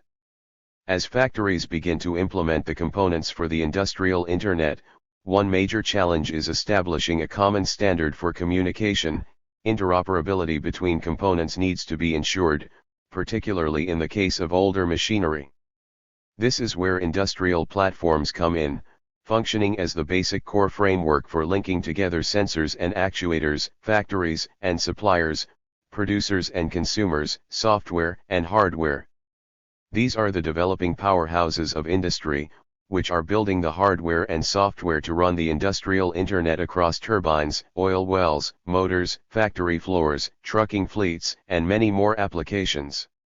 As one report puts it, with the industrial internet the big winners will be platform owners. 44 It is therefore no surprise to see traditional manufacturing powerhouses like General Electric, GE, and Siemens, as well as traditional tech titans like Intel and Microsoft, make a major push to develop industrial internet platforms. Siemens has spent over €4 billion to acquire smart manufacturing capabilities and to build its industrial platform MindSphere 45, while GE has been working rapidly to develop its own platform, Predix. The field has so far been dominated by these established companies rather than being subject to an influx of new start-ups. And even the industrial internet start-ups are primarily funded by the old guard, 4 of the top 5 investors, keeping funding for the sector strong in 2016 despite a general slowdown in other startup areas. 46 The shift to industrial platforms is also an expression of national economic competition, as Germany, a traditional manufacturing powerhouse represented by Siemens, and the United States, a technology powerhouse represented by GE, are the primary supporters of this shift. Germany has enthusiastically bought into this idea and developed its own consortium to support the project, as has the United States, where companies like GE, Intel, Cisco, and IBM have partnered with the government in a similar non-profit consortium to push for smart manufacturing. At the moment, the German consortium aims simply to raise awareness and support for the industrial internet, while the American consortium is actively expanding trials with the technology. The competition here is ultimately over the ability to build the monopolistic platform for manufacturing. It's winner takes all, says GE's Chief Digital Officer. 47 Predix and MindSphere both already offer infrastructural services, cloud-based computing, development tools, and applications for managing the industrial internet, i.e. an app store for factories. Rather than companies developing their own software to manage the internal internet, these platforms license out the tools needed. Expertise is necessary, for instance, in order to cope with the massive amounts of data that will be produced and to develop new analytical tools for things like time series data and geographical data. GE's liquid natural gas business alone is already collecting as many data as Facebook and requires a series of specialized tools to manage the influx of data. 48 The same holds for software designed to collect and analyze big data, for the modeling of physical-based systems, or for software that makes changes in factories and power plants. These platforms also provide the hardware, servers, storage, etc., needed to operate an industrial internet. In competition with more generic platforms like AWS, industrial platforms promote themselves as having insider knowledge of manufacturing and the security necessary to run such a system.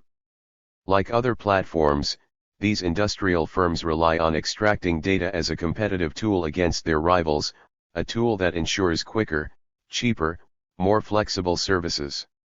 By positioning themselves as the intermediary between factories, consumers, and app developers, these platforms are ideally placed to monitor much of how global manufacturing operates, from the smallest actuator to the largest factory, and they draw upon these data to further solidify their monopoly position. Deploying a standard platform strategy, both Siemens and GE also maintain openness in terms of who can connect to the platform, where data are stored, on-site or in the cloud, and who can build apps for it. Network effects are, as always, essential to gaining a monopoly position, and this openness enables them to incorporate more and more users. These platforms already are strong revenue sources for the companies, predicts currently brings GE $5 billion and is expected to triple this revenue by 2020. 49 predictions are that the sector will be worth $225 billion by 2020, more than both the consumer Internet of Things and enterprise cloud computing. 50 Nevertheless, demonstrating the power of monopolies, GE continues to use AWS for its internal needs. 51 Product platforms. Importantly, the preceding developments, particularly the Internet of Things and cloud computing, have enabled a new type of on-demand platform. They are two closely related but distinct business models, the product platform and the lean platform. Take, for example, Uber and Zipcar, both platforms designed for consumers who wish to rent some asset for a time. While they are similar in this respect, their business models are significantly different. Zipcar owns the assets it rents out, the vehicles, Uber does not. The former is a product platform, while the latter is a lean platform that attempts to outsource nearly every possible cost. Uber aims, however, eventually to command a fleet of self-driving cars, which would transform it into a product platform. Zipcar, by contrast, might be considered a goods-as-a-service type of platform. Product platforms are perhaps one of the biggest means by which companies attempt to recuperate the tendency to zero marginal costs in some goods. Music is the best example, as in the late 1990s downloading music for free became as simple as installing a small program. Record labels' revenues took a major dip, as consumers stopped purchasing compact discs, CDs, and other physical copies of music. Yet, in spite of its numerous obituaries, the music industry has been revived in recent years by platforms, Spotify, Pandora, that siphon off fees from music listeners, record labels, and advertisers alike. Between 2010 and 2014, subscription services have seen user numbers rise up from 8 million to 41 million, and subscription revenues are set to overtake download revenues as the highest source of digital music. 52 After years of decline, the music industry is poised to see its revenue grow once again in 2016. While subscription models have been around for centuries, for example in newspapers, what is novel today is their expansion to new realms: housing, cars, toothbrushes, razors, even private jets. Part of what has enabled these product platforms to flourish in recent years is the stagnation in wages and the decline in savings that we noted in Chapter 1. As less money is saved up, big-ticket purchases like cars and houses become nearly impossible, and seemingly cheaper upfront fees appear more enticing. In the United Kingdom, for instance, household ownership has declined since 2008, while private rentals have skyrocketed. 53. On-demand platforms are not affecting just software and consumer goods, though. One of the earliest stabs at an on-demand economy centered on manufactured goods, particularly durable goods. The most influential of these efforts was the transformation of the jet engine business from one that sold engines into one that rented thrust. The three big manufacturers, Rolls-Royce, GE, and Pratt & Whitney, have all moved to this business model, with Rolls-Royce leading the way in the late 1990s. The classic model of building an engine and then selling it to an airline was a relatively low-margin business with high levels of competition. The competitive dynamics outlined in Chapter 1 are on full display here. Over the past 40 years, the jet engine industry has been characterized by very few new companies, and no companies leaving the industry. 54 Instead, the three major firms have competed intensely among themselves by introducing incremental technological improvements, in an effort to gain an edge. This technological competition continues today, when the jet engine industry pioneers the use of additive manufacturing. For instance, GE's most popular jet engine has a number of parts that are now 3D printed rather than welded together out of different components. 55, but margins on the engines themselves remain small, and competition tight. By contrast, the maintenance of these engines involves much higher profit margins, 7 times higher, according to estimates. 56 The challenge with maintenance is that it is quite easy for outside competitors to come into the market and take the profits away. This prompted Rolls-Royce to introduce the goods as a service model, whereby airlines do not purchase the jet engine but pay a fee for every hour one is used. In turn, Rolls-Royce provides maintenance and replacement parts. The raw material of data remains as central to this platform as to any other. Sensors are placed on all the engines and massive amounts of data are extracted from every flight, combined with weather data and information on air traffic control, and sent to a command center in the United Kingdom. Information on the wear and tear on engines, possible problems, and times for scheduling maintenance are all derived. These data are immensely useful in blocking out competitors and in securing a competitive advantage against any outside maintenance firm that may hope to break into the market. Data on how the engines perform have also been crucial for developing new models. They enabled Rolls-Royce to improve fuel efficiency and to increase the life of the engines, and generated another competitive advantage over other jet engine manufacturers. Once again, platforms appear as an optimal form for extracting data and using them to gain an edge over competitors. Data and the network effects of extracting them have enabled the company to establish dominance. Lean platforms. In the context of everything that has just been described, it is hard not to regard the new lean platforms as a retrogression to the earliest stages of the internet-enabled economy. Whereas the previous platforms have all developed business models that generate profits in some way, today's lean platforms have returned to the growth before profit model of the 1990s. Companies like Uber and Airbnb have rapidly become household names and have come to epitomize this revived business model. These platforms range from specialized firms for a variety of services, cleaning, house calls from physicians, grocery shopping, plumbing, and so on, to more general marketplaces like TaskRabbit and Mechanical Turk, which provide a variety of services. All of them, however, attempt to establish themselves as the platform upon which users, customers, and workers can meet. Why are they lean platforms? The answer lies in an oft-quoted observation: Uber, the world's largest taxi company, owns no vehicles, and Airbnb, the largest accommodation provider, owns no property. 57 It would seem that these are asset-less companies, we might call them virtual platforms. 58 Yet the key is that they do own the most important asset, the platform of software and data analytics. Lean platforms operate through a hyper-outsourced model, whereby workers are outsourced, fixed capital is outsourced, maintenance costs are outsourced, and training is outsourced. All that remains is a bare extractive minimum, control over the platform that enables a monopoly rent to be gained. The most notorious part of these firms is their outsourcing of workers. In America, these platforms legally understand their workers as independent contractors rather than employees. This enables the companies to save around 30% on labor costs by cutting out benefits, overtime, sick days, and other costs. 59 It also means outsourcing training costs, since training is only permitted for employees, and this process has led to alternatives forms of control via reputation systems, which often transmit the gendered and racist biases of society.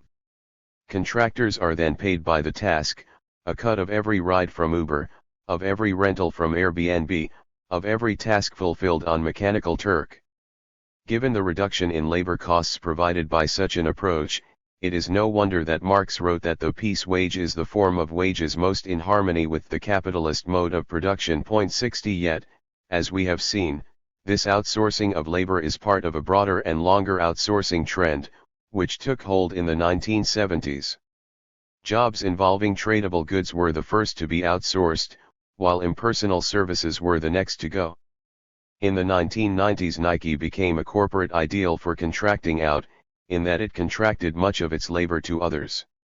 Rather than adopting vertical integration, Nike was premised upon the existence of a small core of designers and branders, who then outsourced the manufacturing of their goods to other companies. As a result, by 1996 people were already voicing concerns that we were transitioning to a just-in-time age of disposable workers. 61 But the issue involves more than lean platforms.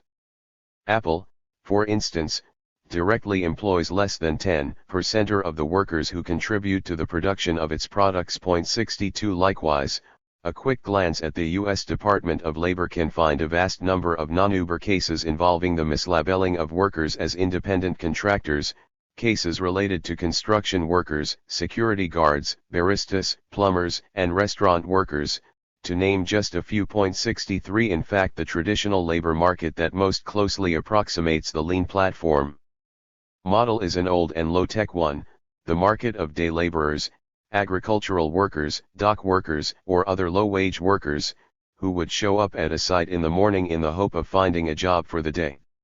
Likewise, a major reason why mobile phones have become essential in developing countries is that they are now indispensable in the process of finding work on informal labor markets. 64 The gig economy simply moves these sites online and adds a layer of pervasive surveillance. A tool of survival is being marketed by Silicon Valley as a tool of liberation.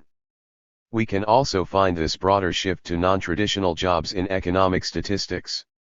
In 200,565, the Bureau of Labor Statistics, BLS, found that nearly 15 million U.S. workers, 10.1% of the labor force, were in alternative employment. 66 This category includes employees hired under alternative contract arrangements, on-call work, independent contractors, and employees hired through intermediaries, temp agencies, contract companies.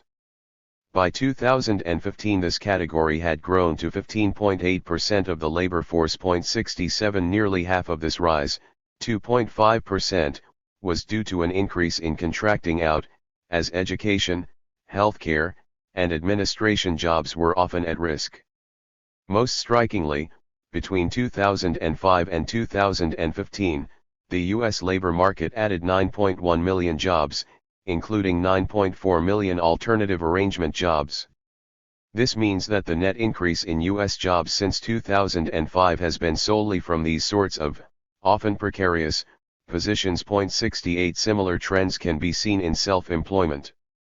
While the number of people who identify as self-employed has decreased, the number of people who filed the 1099 tax form for self-employment in the United States has increased. 69 What we see here is effectively an acceleration of the long-term tendency towards more precarious employment, particularly after 2008.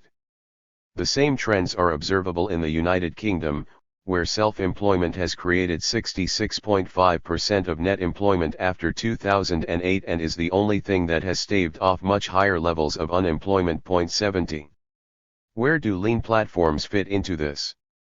The most obvious point is the category of independent contractors and freelancers. This category has registered an increase of 1.7%, 2.9 million, between 2005 and 2015, 71 but most of these increases have been for offline work.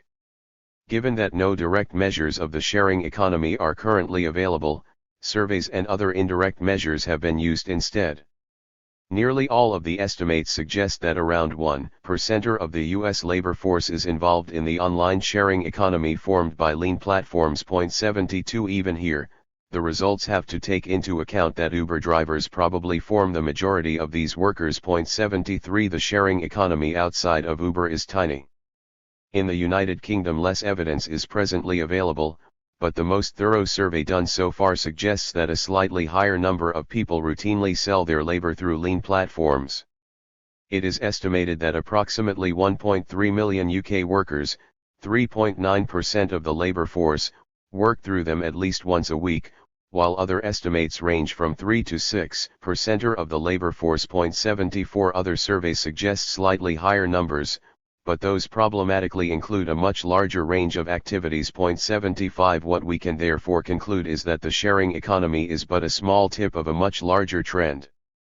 Moreover, it is a small sector, which is premised upon the vast growth in the levels of unemployment after the 2008 crisis. Building on the trends towards more precarious work that were outlined earlier, the crisis caused unemployment in the United States to double, while long-term unemployment nearly tripled. Moreover, the aftermath of the crisis was a jobless recovery, a phenomenon where economic growth returns, but job growth does not. As a result, numerous workers were forced to find whatever desperate means they could to survive. In this context, Self-employment is not a freely chosen path, but rather a forced imposition. A look at the demographics of lean platform workers seems to support this. Of the workers on TaskRabbit, 70% have bachelor's degrees, while 5% have PhDs. 76 An International Labor Organization, ILO, survey found that workers on Amazon's Mechanical Turk, AMT, also tend to be highly educated. 37% are using crowd work. American Samoa their main job. 77 And Uber admits that around a third of its drivers in London come from neighborhoods with unemployment rates of more than 10%. 78 In a healthy economy these people would have no need to be microtasking, as they would have proper jobs. While the other platform types have all developed novel elements, is there anything new about lean platforms? Given the broader context just outlined, we can see that they are simply extending earlier trends into new areas. Whereas outsourcing once primarily took place in manufacturing, administration, and hospitality, today it is extending to a range of new jobs: cabs, haircuts, stylists, cleaning, plumbing, painting, moving, content moderation, and so on. It is even pushing into white-collar jobs, copy editing, programming and management, for instance. And, in terms of the labor market, lean platforms have turned what was once non-tradable services into tradable services, effectively expanding the labor supply to a near global level. A multitude of novel tasks can now be carried out online through Mechanical Turk and similar platforms. This enables business, again, to cut costs by exploiting cheap labor in developing countries and places more downward pressure on wages by placing these jobs into global labor markets. The extent to which lean platform firms have outsourced other costs is also notable, though not novel. These are perhaps the purest attempts at a virtual platform to date. In doing so, these companies have been dependent upon the capacities offered by cloud platforms.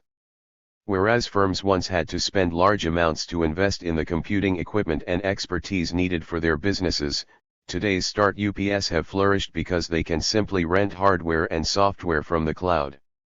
As a result, Airbnb, Slack, Uber, and many other start-ups use AWS. 79 Uber further relies on Google for mapping, Twilio for texting, SendGrid for emailing, and Braintree for payments.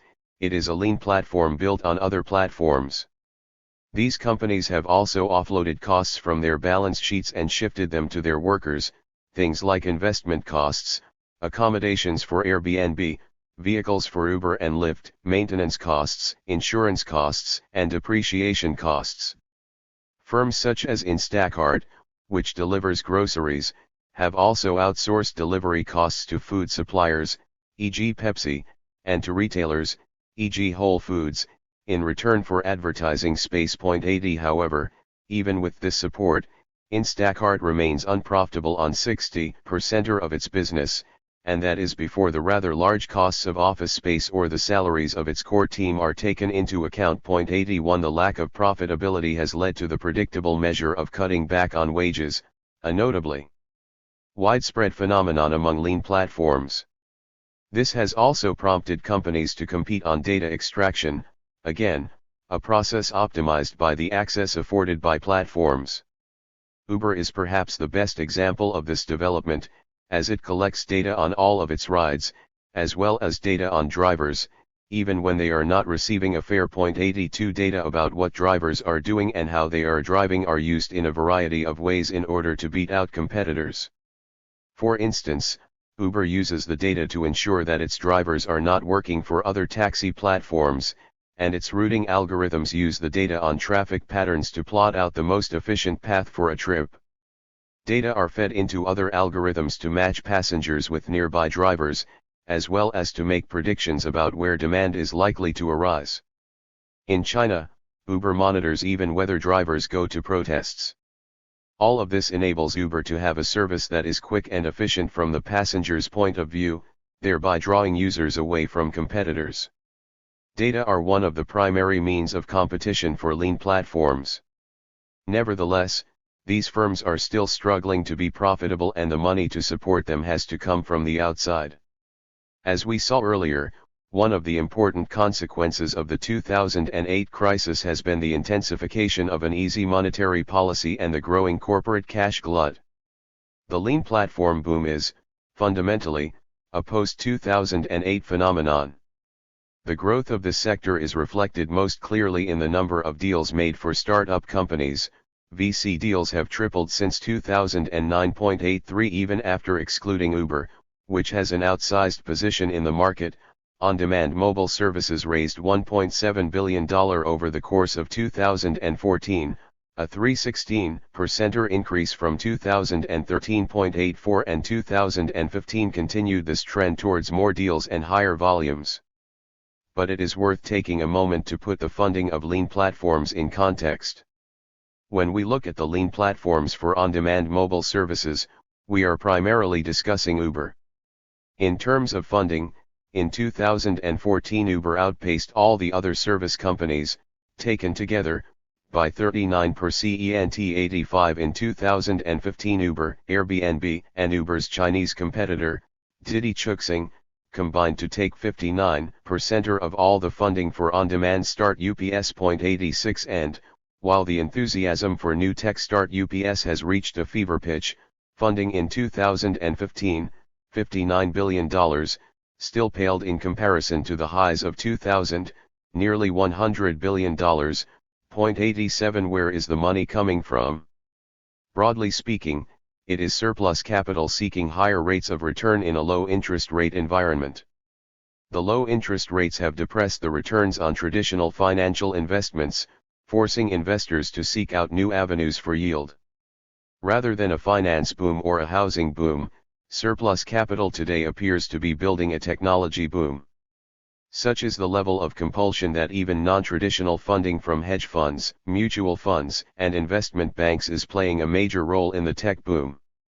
In fact, in the technology startup sector, most investment financing comes from hedge funds and mutual funds. 88 Larger companies are also involved, Google being a major investor in the ill-fated HomeJoy, while the logistics company DHL has created its own on-demand service MyWays, and firms like Intel and Google are also purchasing equity in a variety of new start UPS companies like Uber, deploying more than 135 subsidiary companies across the world, are also helped by tax evasion techniques. 89 Yet the profitability of these lean platforms remains largely unproven. Just like the earlier dot-com boom, growth in the lean platform sector is premised on expectations of future profits rather than on actual profits. The hope is that the low-margin business of taxis will eventually pay off once Uber has gained a monopoly position. Until these firms reach monopoly status, and possibly even then, their profitability appears to be generated solely by the removal of costs and the lowering of wages and not by anything substantial. In summary, lean platforms appear as the product of a few tendencies and moments: the tendencies towards outsourcing, surplus populations, and the digitization of life, along with the post-2008 surge in unemployment and rise of an accommodative monetary policy, surplus capital, and cloud platforms that enable rapid scaling. While the lean model has garnered a large amount of hype and, in the case of Uber, a large amount of VC, there are few signs that it will inaugurate a major shift in advanced capitalist countries. In terms of outsourcing, the lean model remains a minor player in a long-term trend. The profit-making capacity of most lean models likewise appears to be minimal and limited to a few specialized tasks. And, even there, the most successful of the lean models has been supported by VC welfare rather than by any meaningful revenue generation. Far from representing the future of work or that of the economy, these models seem likely to fall apart in the coming years. Conclusion. We began this chapter by arguing that 21st century capitalism has found a massive new raw material to appropriate: data. Through a series of developments, the platform has become an increasingly dominant way of organizing businesses so as to monopolize these data, then extract, analyze, use, and sell them. The old business models of the Fordist era had only a rudimentary capacity to extract data from the production process or from customer usage. The era of lean production modified this slightly, as global just-in-time supply chains demanded data about the status of inventories and the location of supplies. Yet data outside the firm remained nearly impossible to attain, and, even inside the firm, most of the activities went unrecorded. The platform, on the other hand, has data extraction built into its DNA, as a model that enables other services and goods and technologies to be built on top of it, as a model that demands more users in order to gain network effects, and as a digitally based medium that makes recording and storage simple. All of these characteristics make platforms a central model for extracting data as raw material to be used in various ways. As we have seen in this brief overview of some different platform types, data can be used in a variety of ways to generate revenues. For companies like Google and Facebook, data are, primarily, a resource that can be used to lure in advertisers and other interested parties. For firms like Rolls-Royce and Uber, data are at the heart of beating the competition. They enable such firms to offer better products and services, control workers, and optimize their algorithms for a more competitive business. Likewise, platforms like AWS and Predix are oriented towards building, and owning, the basic infrastructures necessary to collect, analyze, and deploy data for other companies to use, and a rent is extracted for these platform services. In every case, collecting massive amounts of data is central to the business model, and the platform provides the ideal extractive apparatus. This new business form has intertwined with a series of long-term trends and short-term cyclical movements. The shift towards lean production and just-in-time supply chains has been an ongoing process since the 1970s, and digital platforms continue it in heightened form today. The same goes for the trend towards outsourcing. Even companies that are not normally associated with outsourcing are still involved. For instance, content moderation for Google and Facebook is typically done in the Philippines, where an estimated 100,000 workers search through the content on social media and in cloud storage. 90 And Amazon has a notoriously low-paid workforce of warehouse workers who are subject to incredibly comprehensive systems of surveillance and control. These firms simply continue the secular trend of outsourcing low-skill workers while retaining a core of well-paid high-skill laborers.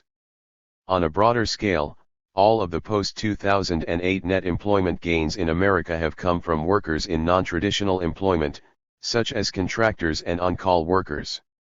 This process of outsourcing and building lean business models gets taken to an extreme in firms like Uber, which rely on a virtually asset-less form to generate profits.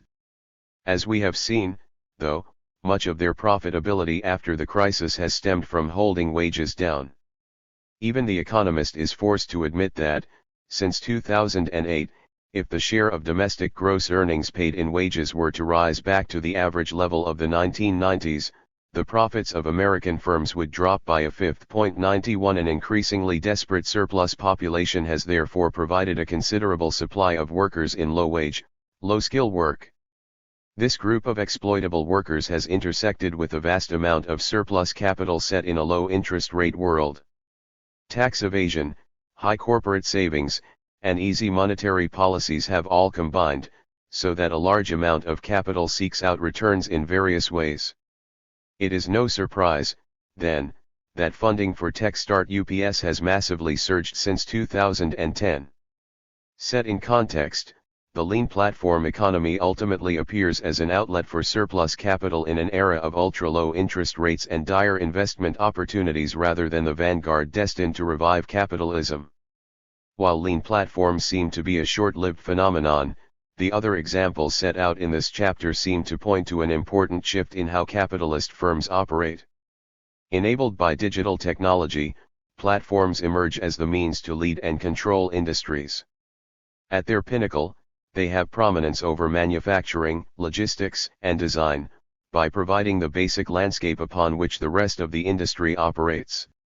They have enabled a shift from products to services in a variety of new industries, leading some to declare that the age of ownership is over. Let us be clear, though, this is not the end of ownership, but rather the concentration of ownership. Pieties about an age of access are just empty rhetoric that obscures the realities of the situation.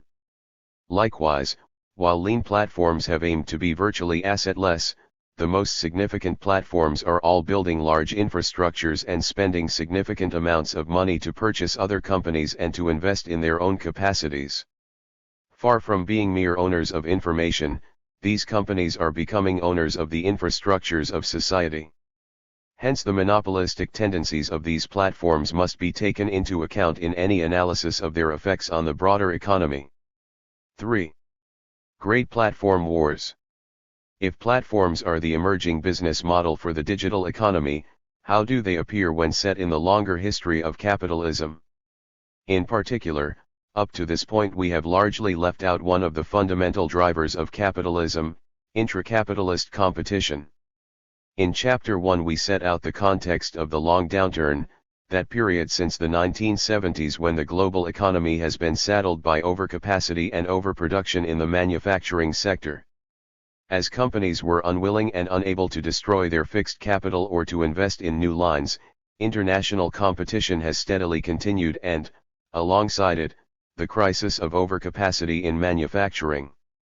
Unable to generate growth in this situation, in the 1990s the United States began trying to stimulate the economy through an asset price Keynesianism that operated by inducing low interest rates in order to generate higher asset prices and a wealth effect that would spark broader economic growth. This led to the dot-com boom of the 1990s and to the housing bubble of the early years of the 21st century. Today, as we saw in the previous chapter, asset price Keynesianism continues apace and is one of the fundamental drivers behind the current mania for tech start UPS. Yet, behind the shiny new technology and slick facade of app interfaces, what broader consequences do these new firms hold for capitalism? In this chapter we will step back to look at the tendencies unleashed by these new firms into the broader economic environment of the long downturn. Some argue that capitalism renews itself through the creation and adoption of new technological complexes, steam and railways, steel and heavy engineering, automobiles and petrochemicals, and now information and communications technologies. Point 1. Are we witnessing the adoption of a new infrastructure that might revive capitalism's moribund growth? Will competition survive in the digital era, or are we headed for a new monopoly capitalism? With network effects, a tendency towards monopolization is built into the DNA of platforms. The more numerous the users who interact on a platform, the more valuable the entire platform becomes for each one of them. Network effects, moreover, tend to mean that early advantages become solidified as permanent positions of industry leadership. Platforms also have a unique ability to link together and consolidate multiple network effects. Uber, for instance, benefits from the network effects of more and more drivers as well as from the network effects of more and more riders. Point 2. Leading platforms tend consciously to perpetuate themselves in other ways as well. Advantages in data collection mean that the more activities a firm has access to, the more data it can extract and the more value it can generate from those data, and therefore the more activities it can gain access to. Equally, access to a multitude of data from different areas of our life makes prediction more useful, and this stimulates the centralization of data within one platform. We give Google access to our email, our calendars, our video histories, our search histories, our locations, and, with each aspect provided to Google, we get better predictive services as a result. Likewise, platforms aim to facilitate complementary products. Useful software built for Android leads more users to use Android, which leads more developers to develop for Android, and so on, in a virtuous circle. Platforms also seek to build up ecosystems of goods and services that close off competitors, apps that only work with Android, services that require Facebook logins. All these dynamics turn platforms into monopolies with centralized control over increasingly vast numbers of users and the data they generate. We can get a sense of how significant these monopolies already are by looking at how they consolidate ad revenue. In 2016, Facebook, Google, and Alibaba alone will take half of the world's digital advertising. Point 3. In the United States, Facebook and Google receive 76% of online advertising revenue and are taking 85% of every new advertising dollar. Point 4. Yet it is also true that capitalism develops not only greater means for monopoly but also greater means for competition. The emergence of the corporation form, the rise of large financial institutions, and the monetary resources behind states all point to its capacity to initiate new lines of industry and to topple existing monopolies. 5 Equally importantly, digital platforms tend to arise in industries that are subject to disruption by new competitors. 6 Monopolies, in this view, should only ever be temporary. The challenge today, however, is that capital investment is not sufficient to overturn monopolies. Access to data, network effects, and path dependency place even higher hurdles in the way of overcoming a monopoly like Google. This does not mean the end of competition or of the struggle for market power, but it means a change in the form of competition. 7 In particular, this is a shift away from competition over prices, e.g. many services are offered for free. Here we come to an essential point. Unlike in manufacturing, in platforms competitiveness is not judged solely by the criterion of a maximal difference between costs and prices. Data collection and analysis also contribute to how competitiveness is judged and ranked. This means that, if these platforms wish to remain competitive, they must intensify their extraction, analysis, and control of data, and they must invest in the fixed capital to do so. And while their genetic drive is towards monopolization, at present they are faced with an increasingly competitive environment comprised of other great platforms. Tendencies. Since platforms are grounded upon the extraction of data and the generation of network effects, certain tendencies emerge from the competitive dynamics of these large platforms: expansion of extraction, positioning as a gatekeeper, convergence of markets, and enclosure of ecosystems. These tendencies then go on to be installed in our economic systems. At one level, the expansion of platforms is driven by the cross-subsidization of services used to draw users into a network. If a service appears likely to draw consumers or suppliers into the platform, then a company may develop the tools to do so. Yet expansion is also driven by factors other than user demand. One such factor is the drive for further data extraction. If collecting and analyzing this raw material is the primary revenue source for these companies and gives them competitive advantages, there is an imperative to collect more and more. As one report notes, echoing colonialist ventures, from a data production perspective, activities are like lands waiting to be discovered. Whoever gets there first and holds them gets their resources. In this case, their data riches. 8 For many of these platforms, the quality of the data is of less interest than their quantity and diversity. 9 Every action performed by a user, no matter how minute, is useful for reconfiguring algorithms and optimizing processes. Such is the importance of data that many companies could make all of their software open source and still maintain their dominant position due to their data. 10 Unsurprisingly, then, these companies have been prolific purchasers and developers of assets that enable them to expand their capacity for gaining information. Mergers relating to big data, for instance, have doubled between 2008 and 2013. 11 Their vast cash glut and frequent use of tax havens contributed to making this possible. A large surplus of capital sitting idle has enabled these companies to build and expand an infrastructure of data extraction. This is the context in which we should understand the significant investments made in the consumer Internet of Things, IoT, where sensors are placed in consumer goods and homes. 12 For example, Google's investment in Nest, a heating system for residential homes, makes much more sense when it is understood as the extension of data extraction.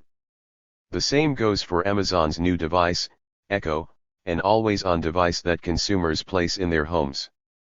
At the mention of its name, Echo will respond to questions, but it is also capable of recording activities around it. It is not difficult to see how this might be useful for a company trying to understand consumer preferences. Similar devices already exist in many phones: Siri for Apple, Google Now for Android, not to mention the emergence of smart TVs. 13 Wearable technologies are another major element of consumer IoT. Nike, for instance, is using wearables and fitness technology to bring users onto its platform and extract their data. While all these devices may have some use value for consumers, the field has not been driven by consumers clamoring for them. Instead, consumer IoT is only fully intelligible as a platform-driven extension of data recording into everyday activities. With consumer IoT, our everyday behaviors start to be recorded: how we drive, how many steps we take, how active we are, what we say, where we go, and so on. This is simply an expression of an innate tendency within platforms. It is therefore no surprise that one of Facebook's most recent acquisitions, the Oculus Rift VR system, is able to collect all sorts of data on its users and uses this information as part of the sales pitch to advertisers. Point 14. The fact that the information platform requires an extension of sensors means that it is countering the tendency towards a lean platform. These are not asset-less companies, far from it. They spend billions of dollars to purchase fixed capital and take other companies over. Importantly, once we understand this tendency, it becomes clear that demanding privacy from surveillance capitalists or lobbying for an end to commercial surveillance on the internet is like asking Henry Ford to make each Model T by hand. Point 15 calls for privacy miss how the suppression of privacy is at the heart of this business model. This tendency involves constantly pressing against the limits of what is socially and legally acceptable in terms of data collection.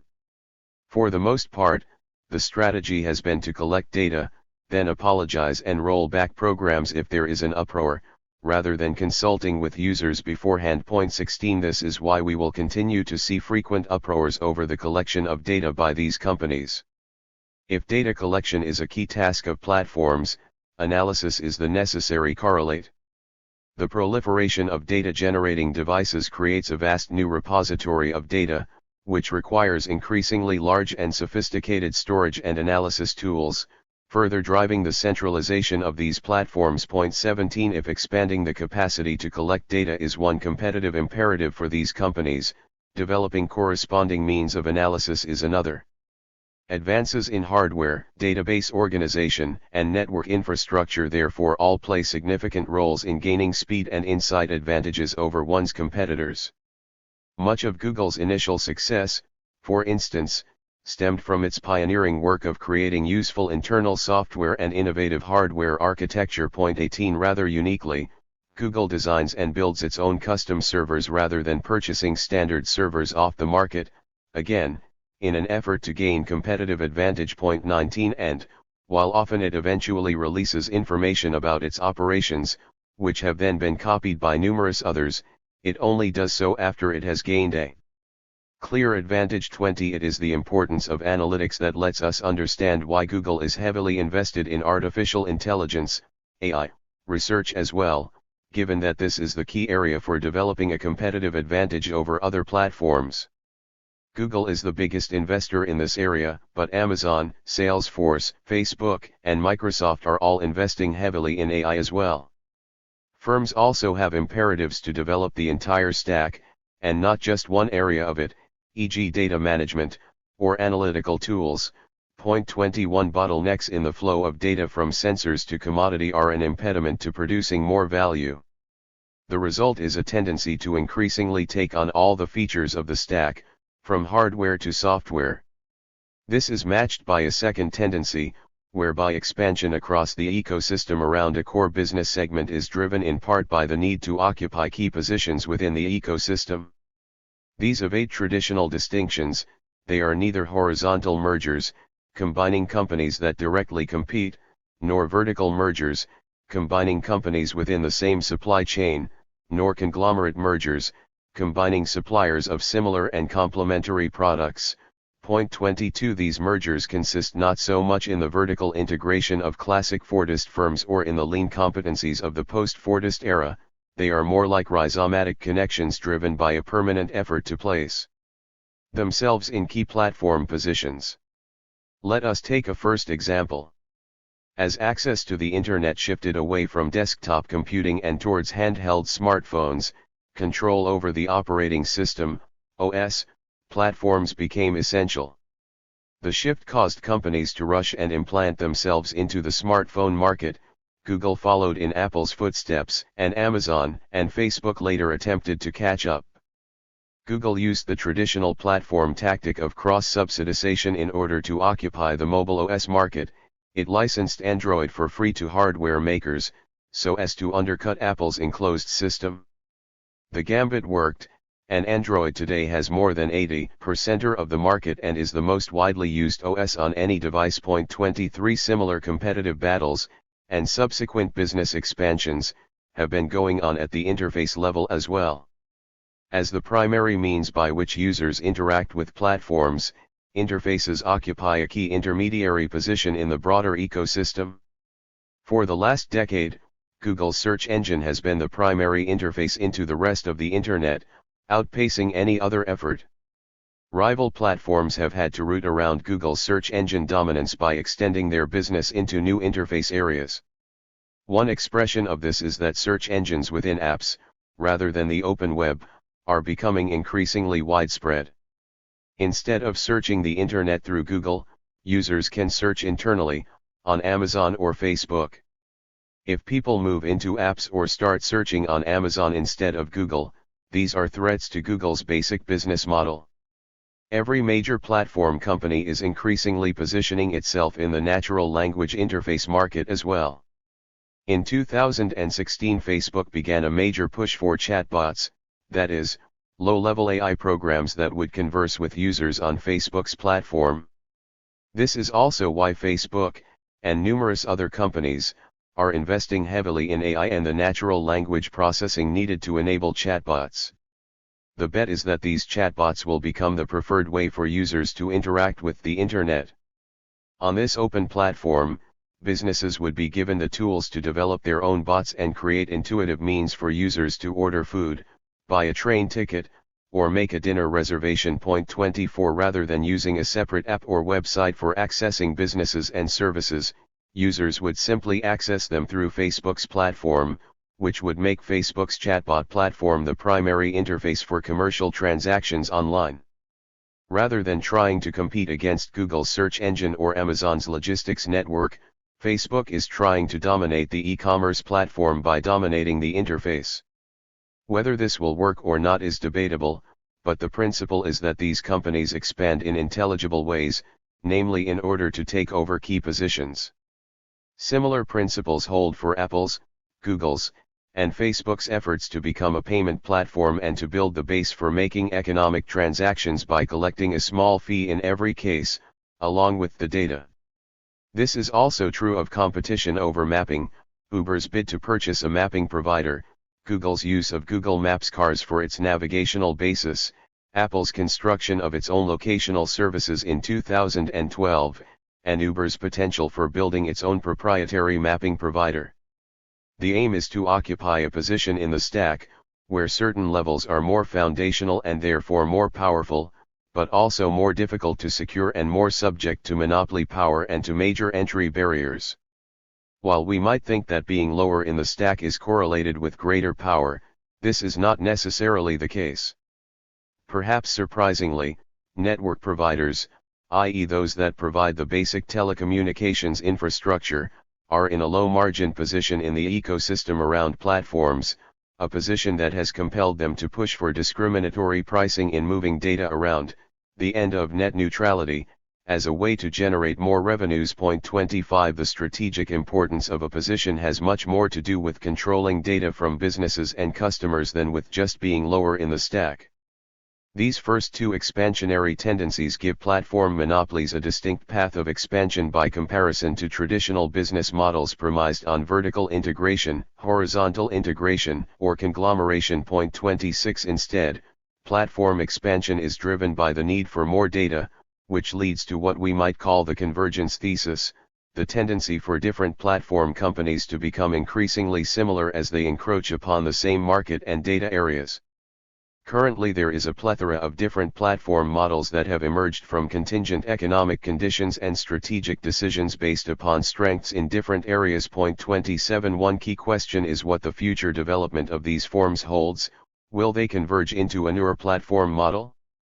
Or will they diverge and maintain competitiveness through specialization? Given the need to expand data extraction and to position oneself in strategic locations, it would appear that companies are tendentially drawn into similar areas. This means that, despite their differences, companies like Facebook, Google, Microsoft, Amazon, Alibaba, Uber, and General Electric, GE, are also direct competitors. IBM, for instance, has moved into the platform business, purchasing SoftLayer for cloud computing, and Bluemix for software development. The convergence thesis helps explain why Google is lobbying with Uber on self-driving cars and why Amazon and Microsoft have been discussing partnerships with German automakers on the cloud platform required by self-driving cars. Point 28 Alibaba and Apple have made major investments in Didi, Apple's partnership being particularly strategic, given that iPhones are the major interface to taxi services. And nearly all of the major platforms are working to develop medical data platforms. The trend to convergence is igniting international competition as well. Intense struggles occur in India and China over who will dominate the ride-sharing industry, Uber, Didi, Lyft, and who will dominate e-commerce, Amazon, Alibaba, Flipkart. Alibaba is already the largest e-commerce site in the world as measured by the volume of its sales, 29, and Flipkart is valued at around $15 billion. Under the pressures of competition and the subsequent imperative to expand, we should expect these platforms to acquire as many companies as they need. Even second-tier platforms like Twitter and Yahoo are potential purchases, given the vast cash glut being held by the top tier of platforms. Indeed, as I wrote this book, Microsoft purchased LinkedIn for $26 billion, gaining access to data on the changing interests, skills, and jobs of millions of workers. By 2015, global mergers and acquisitions had shot up more than 40% or above pre-crisis levels 30, and the leading platforms have all made major moves in acquiring the resources needed to compete with their rivals. Ultimately, we see convergence, and therefore competition, across the field: smartphones, e-book readers, consumer IoT, cloud platforms, video chat services, payment services, driverless cars, drones, virtual reality, social networking, interfaces, network provision, search, and probably much more in the future. A third dominant tendency is the funneling of data extraction into siloed platforms. When extensive means are not sufficient for competitive advantage, this approach tries to tie users and data to the platform by locking them in through various measures: dependency on a service, inability to use alternatives, or lack of data portability, for instance. Apple is perhaps the leader in this tendency, as it makes its services and devices all highly interdependent and closed off to alternatives, with the notable exception of the semi-open App Store. Facebook is another clear example of this trend. Indeed, a major reason for Facebook's success is that, while Google dominated the open web through its search technology, Facebook was built as a closed platform that escaped the grips of Google. The aim for Facebook is to make it so that users never have to leave their enclosed ecosystem. News stories, videos, audio, messaging, email, and even buying consumer goods have all been progressively folded back into the platform itself. Enclosure takes on an even stricter form with Facebook's attempt to bring internet access to India and other countries through its Free Basics program. Facebook's own services would be provided for free, but other services would have to partner with Facebook and go through its platform, effectively enclosing the entirety of the internet into Mark Zuckerberg's silo. 31 While rejected in India, the Free Basics service is now active in 37 countries and used by over 25 million people. 32 Uber is also effectively building up a system that funnels passengers into its system. The decreased demand for non-Uber cabs means a decreased supply of non-Uber drivers, as more and more of the services move on to Uber. As more passengers turn to Uber's platform, non-Uber cab drivers will lose out and be forced onto Uber's platform if they are to survive. The same holds for passengers. As fewer non-Uber cabs roam the streets, the only way to guarantee a cab will eventually be through Uber's platform. The field of industrial platform is also almost certain to resolve into a series of enclosed spaces, as Siemens and GE are unable, and unwilling, to communicate with each other. Manufacturers will be locked into whichever ecosystem they choose. This is particularly important in terms of intra-capitalist competition, as non-platform companies are forced to use platforms to continue their business. A divide will grow between these two groups. Non-platform companies will put pressure on platforms to lower their prices, and platforms will fight back by making switching platforms increasingly costly and monopolistic. Amazon, too, aims to be a closed platform, separated from Google. Rather than turning to an internet search engine for buying goods online, users would search for goods, compare, purchase, track, and review, all without ever leaving the Amazon platform. We also see the platform model driving the move from an open web to increasingly closed apps. The expansion of smartphones has led to more and more users interacting with the internet through apps rather than by visiting websites, and this is a way in which companies can both expand and close off data collection. As more users head into an app, those data are extracted there, while other platforms lose out. This trend also means that rivals seek to unmoor themselves from dependency on others. Dropbox is spending large amounts of money to separate itself from AWS, and Uber is seeking to untie itself from dependency on Google Maps. Even deeper down the stack, platforms are at work building their own network infrastructure.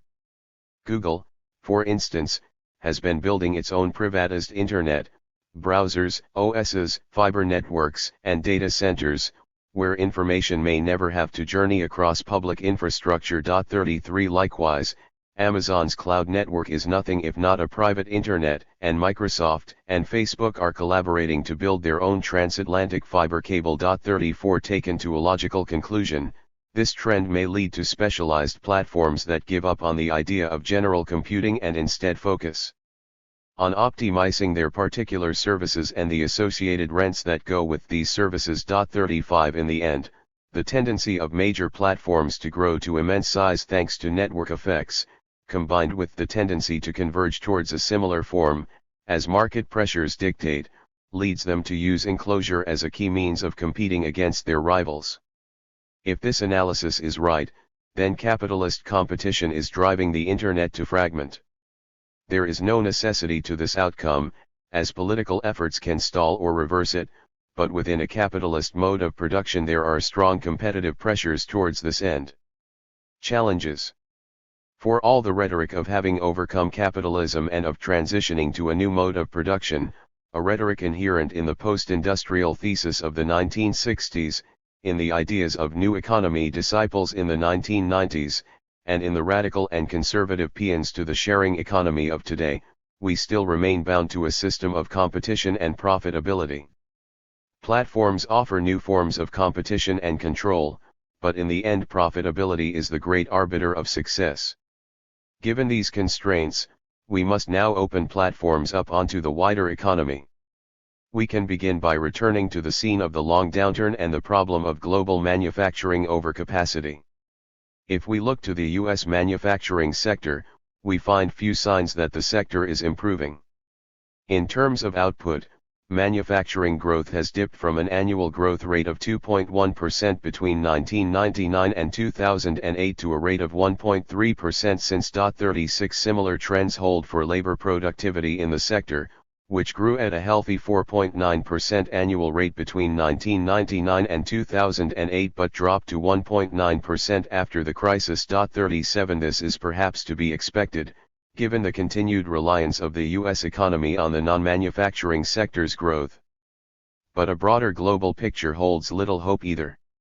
Most notably, there is the massive overcapacity of manufacturing that China has built up. To take but one example, China is the main producer of steel in the world, responsible for over half of global production in 2015.38. China currently requires about 700 million tons of steel domestically and 100 million tons for exports. Yet, despite continuing efforts to reduce its capacity, China is expected to still have a capacity for 1.1 billion tons of steel in 2020.39. The result of overcapacity and overproduction has been the dumping of steel across the globe at very low prices, which drove down the prices in other countries and pushed companies like Tata Steel in Britain to the brink. The broader picture in China is even more dire. Estimates are that coal will soon have 3.3 billion tons of excess capacity. The aluminium industry is continuing to expand despite global oversupply. There may be 200 million tons of overcapacity in oil refining, and many chemical firms have been increasing their capacity despite running below potential output. 40 In this context, manufacturing firms are placing bets that the industrial internet will turn things around. Both Germany and America see this as a major opportunity, the former, to continue its position of dominance in high-value manufacturing, the latter, to revive its post-war position of dominance. The industrial internet will undoubtedly give rise to some successful firms who may be able for a time to derive extra profit, above and beyond what their competitors receive. The key question, though, is whether or not this in the long term overcomes the lack of profitability and the overcapacity of global manufacturing. This seems unlikely, as nothing in the industrial internet program appears to radically transform manufacturing, but rather simply to reduce costs and downtime. Rather than improving productivity or developing new markets, the industrial internet appears to drive prices still further down and to increase the competition for market share, thereby exacerbating one of the main impediments to global growth. The platform owners will simply siphon off more of the revenue generated, leaving direct manufacturers with even less. On top of this, the widespread turn to austerity is continuing to depress aggregate demand across the world, and the global trends for productivity are in decline. Between 1999 and 2006, labor productivity grew by 2.6% annually, but since the crisis the trend has been downwards to around 2.0%. 41 total factor productivity is even lower, at about 0% growth in the past few years, a trend that holds in nearly every major economy. 42. In this context, given also the pushing down of short-term and long-term interest rates, into negative territory at points, it is understandable that surplus capital would seek out returns wherever it can find them. Much like the 1990s boom, the startup boom today appears to be driven largely by these forces. It is a continuation of asset price Keynesianism rather than an abdication of its basic tenets. Yet there are other limits that prevent lean platforms from providing a sustainable source of dynamism. Perhaps the most pertinent limits are the ones involving outsourcing. The low margins of the business model indicate that services that rely on infrequent tasks, grocery shopping, home cleaning, etc., are poised to suffer, as they simply do not generate frequent enough revenue to survive. Uber, rather uniquely, has the sweet spot, since so many people need to travel at any point in time. The evidence also suggests that high-skill personal jobs are unlikely to be successful on a lean platform, as they require training, and therefore employees, and they are subject to workers setting out on their own, rather than remaining in an exploitative relationship with a platform. Independent house cleaners, for instance, can often make more than the platforms can profitably offer, and this was ultimately one of the reasons why HomeJoy collapsed. 43 Outsourcing to individual amateurs also means reducing the efficiencies that come with a large-scale professional service. 44 For instance, rather than Uber bulk purchasing cabs for a fleet, individual drivers have to purchase vehicles. Or with Airbnb, rather than having a single professional cleaning staff, there are multiple amateur cleaners trying to accomplish the same tasks. Things like this mean that the overall costs are higher, which eventually threatens to make e-services more expensive and less productive than their traditional competitors. Some services that can draw upon a global labor force, small online tasks, data entry, content scrubbing, microprogramming, and so on, are likely to remain in business, simply because they draw upon hyper-exploited workers in low-income countries. For the most part, however, the attempt to outsource everything has overextended itself.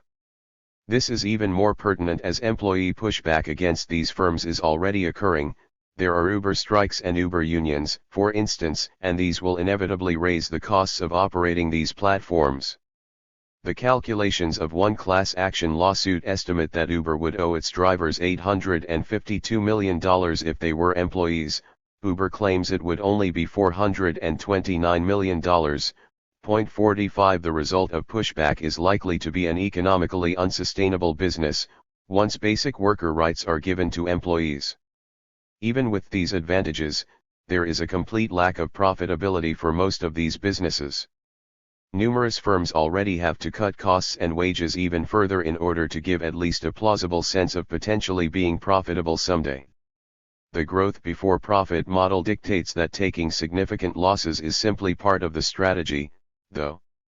Homejoy, a platform for house cleaning, attempted this by undercutting competitors with prices that were below costs, and eventually collapsed as a result. Point 46 Uber is perhaps the worst offender here, as it is reported to lose $1 billion a year only to fight off another unprofitable company in China. Point 47 It is hard to see a massive struggle between two unprofitable firms as representative of capitalism's leading light.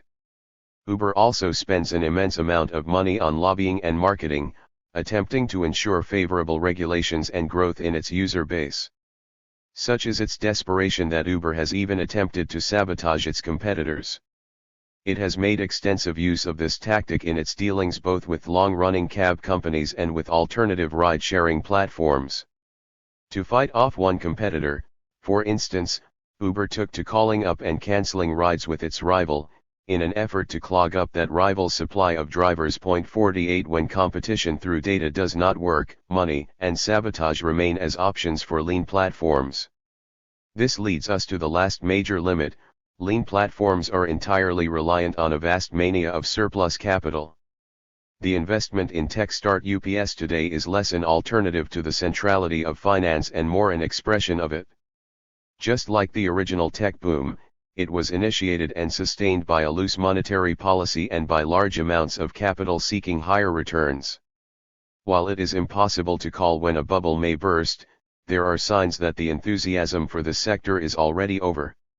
Tech stocks have taken a massive hit in 2016. 49 There has been a wave of cutbacks on employee perks in the startup sector, no more open bars and free snacks. 50 More significantly, growth in funding for US start UPS dropped drastically in the last quarter of 2015, by $6 billion. With a sudden drop in venture capital funding, businesses are being forced to become profitable faster. For many low-margin services, there are two options: either go out of business or cut costs and increase prices.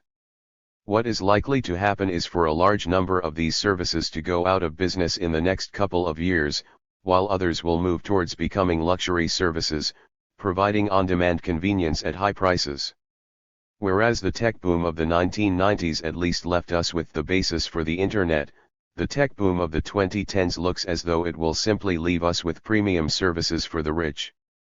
While most of the other platform types appear to be in a strong enough position to weather any economic crisis and any blow to their business model, advertising platforms remain precariously dependent on ad revenues, e.g. Google at 89.0% and Facebook at 96.6%.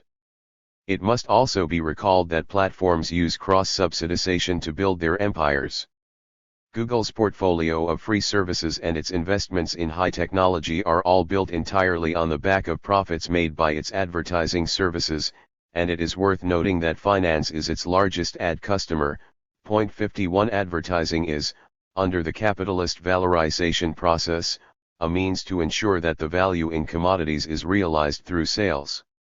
It is an expression of competition between firms, but it does not itself produce new goods. Moreover, advertising is not exempt from economic crises.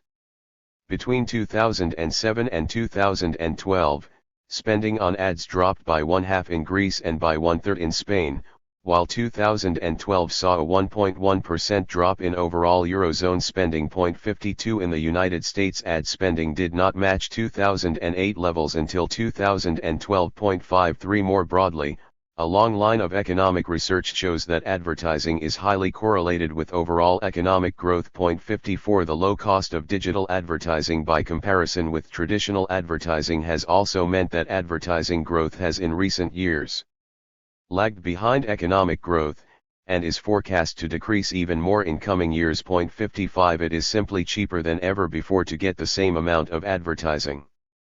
Problematically for Google and Facebook, and other ad-reliant services, the growth in digital advertising is expected to slow significantly, from an annual 14.7% between 2009 and 2014 to 9.5% from 2014 to 2019.56. On top of all this, it is unclear whether advertising can thrive in a world of ad blockers, bots causing fake ad views, and routine spam. The global use of ad blockers grew 41% in 2014, when it prevented an estimated $21.8 billion of advertising revenue, and 96% in 2015.57. By comparison, Facebook made $11.5 billion in advertising in 2014, which means that ad blockers are not a minor issue for the industry. Companies are struggling against these technical trends, but one has to wonder whether society's wealth is best spent financing an advertising arms race.